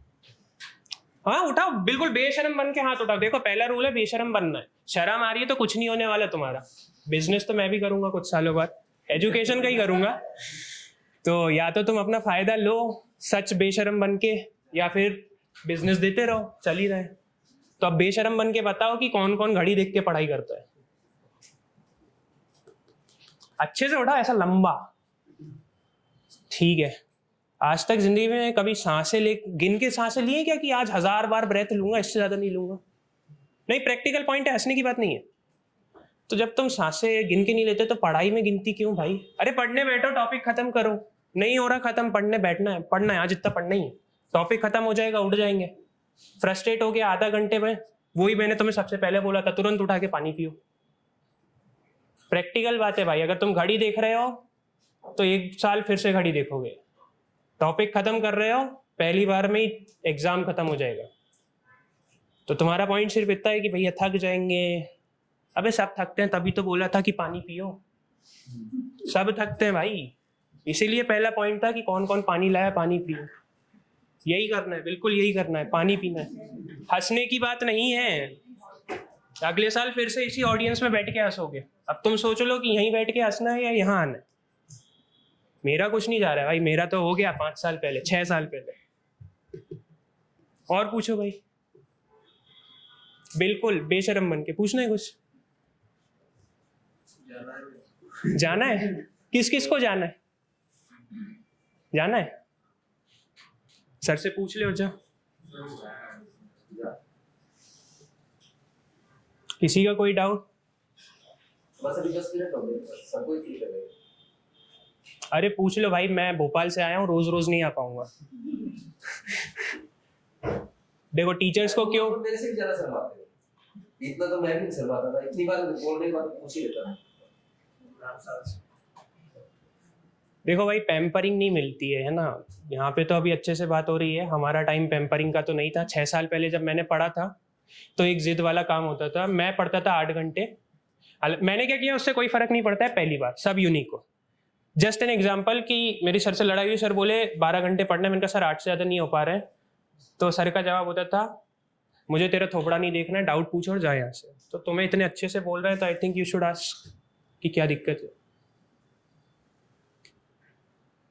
कोई बात? हाँ पूछ। वो जो आप माइक पे बोल दो। कि आप फ्रस्ट्रेट हो जाते हो तो पानी पियो। हाँ। मेरा ऐसा है कि 45 मिनट्स पढ़ लिया, 15 मिनट ब्रेक ले लिया, बट वो ब्रेक एक्सटेंड होता जाता है, फिर और टाइम कम हो जाता है, रात हो जाती है। हाँ तो सेम होता है मेरा भी। हाँ। तुमने क्यों नहीं पूछा? नहीं, अच्छी बात है ना, जिस जिसका सेम होता है बिल्कुल बोलो मेरा भी सेम है। बिल्कुल बेशरम बन जाओ भाई, सिलेक्ट हो जाओगे। मैं फर्स्ट अटेम्प्ट में हुआ हूँ, बता रहा हूँ। बाकी दूसरा तो लग ही रहा है। बोलो। हाँ तो आगे क्या मतलब? तो उसको लाइक कैसे वो करे कि नहीं अब 15 मिनट हो गए, वापस बैठ जाओ, अब खत्म हो गया ब्रेक। वो नहीं हो पाता, तो मैं थोड़ा और 5 मिनट। पहली और आखिरी बात में जवाब है। पहली बात थी कि पानी पीना है हर आधे पौन घंटे में। आखिरी बात ये थी कि सांसें कभी गिन के लिए हैं क्या? नहीं ना, चल रहा है ना। तो गिन के नहीं पढ़ना है कि यार इतना पढ़ना है। आज अपने को 2 चैप्टर बायो के निपटाने और तेजी में निपटाने हैं, करते जाओ। बायो खत्म हुई, 15 मिनट ब्रेक लो। अब फिजिक्स करनी है, 2 घंटा बैठ के फिजिक्स सॉल्व करनी है। तो घंटा इज लाइक कि अब फिजिक्स में अगर मैं तुम्हें बोलूं कि 100 क्वेश्चन करना है तो तुम तो सुबह से रात कर दोगे। 2 घंटा क्यों बोला? क्योंकि दिन में 6 घंटे सेल्फ स्टडी पढ़ना है मिनिमम। कोचिंग जाने वाले दिन, छुट्टी वाले दिन तुम्हारे ऊपर है। तो 2 घंटा फिजिक्स, 2 घंटा केमिस्ट्री, 2 घंटा बायो। तो जब तुम्हारा फिजिक्स का लॉट आ गया कि अब मुझे फिजिक्स पढ़ना है, रगड़ के क्वेश्चन करो। 45 मिनट्स बाद तुमने बोला कि तुम्हारा सैचुरेशन आ रहा है, बढ़िया पानी पियो। अगला सवाल क्या है, वो कर लिया। 5 कर लिए, 5 सवाल करेगी। 5 सवाल बाद फिर से लगेगा अरे यार उड़ जाए, फिर से पानी पी ले, 1 घुट पी ले, और 1 घुट के बाद दोबारा बैठ। अब 5 करना है। ज़्यादा से ज़्यादा वॉशरूम आ रही है, यही होगा, पानी पियोगे तो वॉशरूम जाना पड़ेगा। अबे जाओ ना, बनाया कहीं के लिए भाई? इतना बड़ा टॉयलेट सीट क्यों रखा है? जाओ हल्के होके आ जाओ, खत्म बात। लेकिन पानी पियो, पढ़ाई करो। और कोई बात?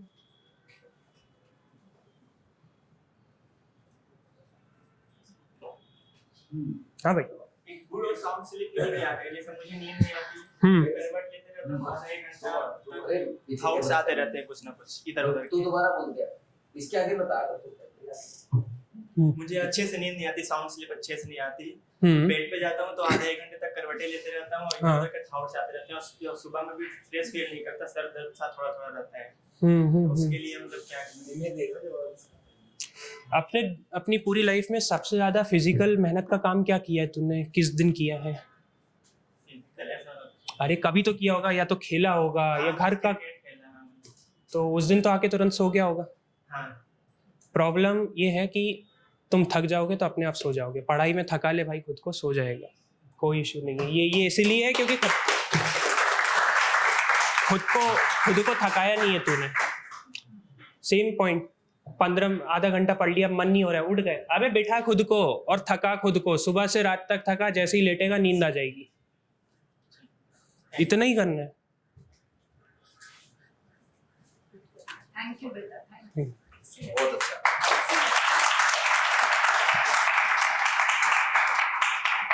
थैंक यू डॉक्टर हर्षित भाई। जो इनसाइट्स हर्षित ने आपको दिए हैं बहुत ही शानदार। मतलब आप अगर आपको एनर्जाइज रहना है, पानी पियो, मोबाइल फोन को दूर रख दो, और इतना दूर रख दो, देखो वो यही छोड़ गए हैं। ये सच में नहीं, इतना ही डेडिकेशन होना चाहिए, क्योंकि वो पूरे फोकस थे आपके एक एक बात का जवाब देने में, आपको सही से गाइड करने में। अब अगर उनका ध्यान मोबाइल में होता तो साथ लेके जाते। इतना खो जाना अपने काम में, है ना। उन्होंने बताया कि वो काउंटिंग वाला, कि टीचर भाई आप क्या करते हो, काउंटिंग अगर रैंडम पढ़ोगे तो 10 तक याद नहीं होगी, वैसे आपको 30 तक 100 तक भी याद है। क्यों? क्योंकि एक सीक्वेंस है, और सीक्वेंस कौन बनाते हैं? टीचर बनाते हैं। तो टीचर को फॉलो करना जरूरी है। वो बोल रहा है रात में नींद नहीं आ रही है, क्यों नहीं आ रही है? क्योंकि थके नहीं है। क्यों नहीं थके हैं? क्योंकि इतनी पढ़ाई नहीं की, थकान हो जाए। तो ये जो इनसाइट्स हैं, बहुत अच्छे इनसाइट इन्होंने दिए हैं। तो अगर आप भी फॉलो करेंगे तो डॉक्टर हर्षित साहू की तरह, आप डॉक्टर सार्थक की तरह या डॉक्टर निमे की तरह अपने ड्रीम मेडिकल कॉलेज में जाएंगे और एक अच्छा डॉक्टर बनेंगे। फॉलो करोगे? पक्का? भूख लगी है, जाना है? अच्छा चलो ठीक है। आज सार्थक और निमे दोनों की फैमिली हमारे बीच में है।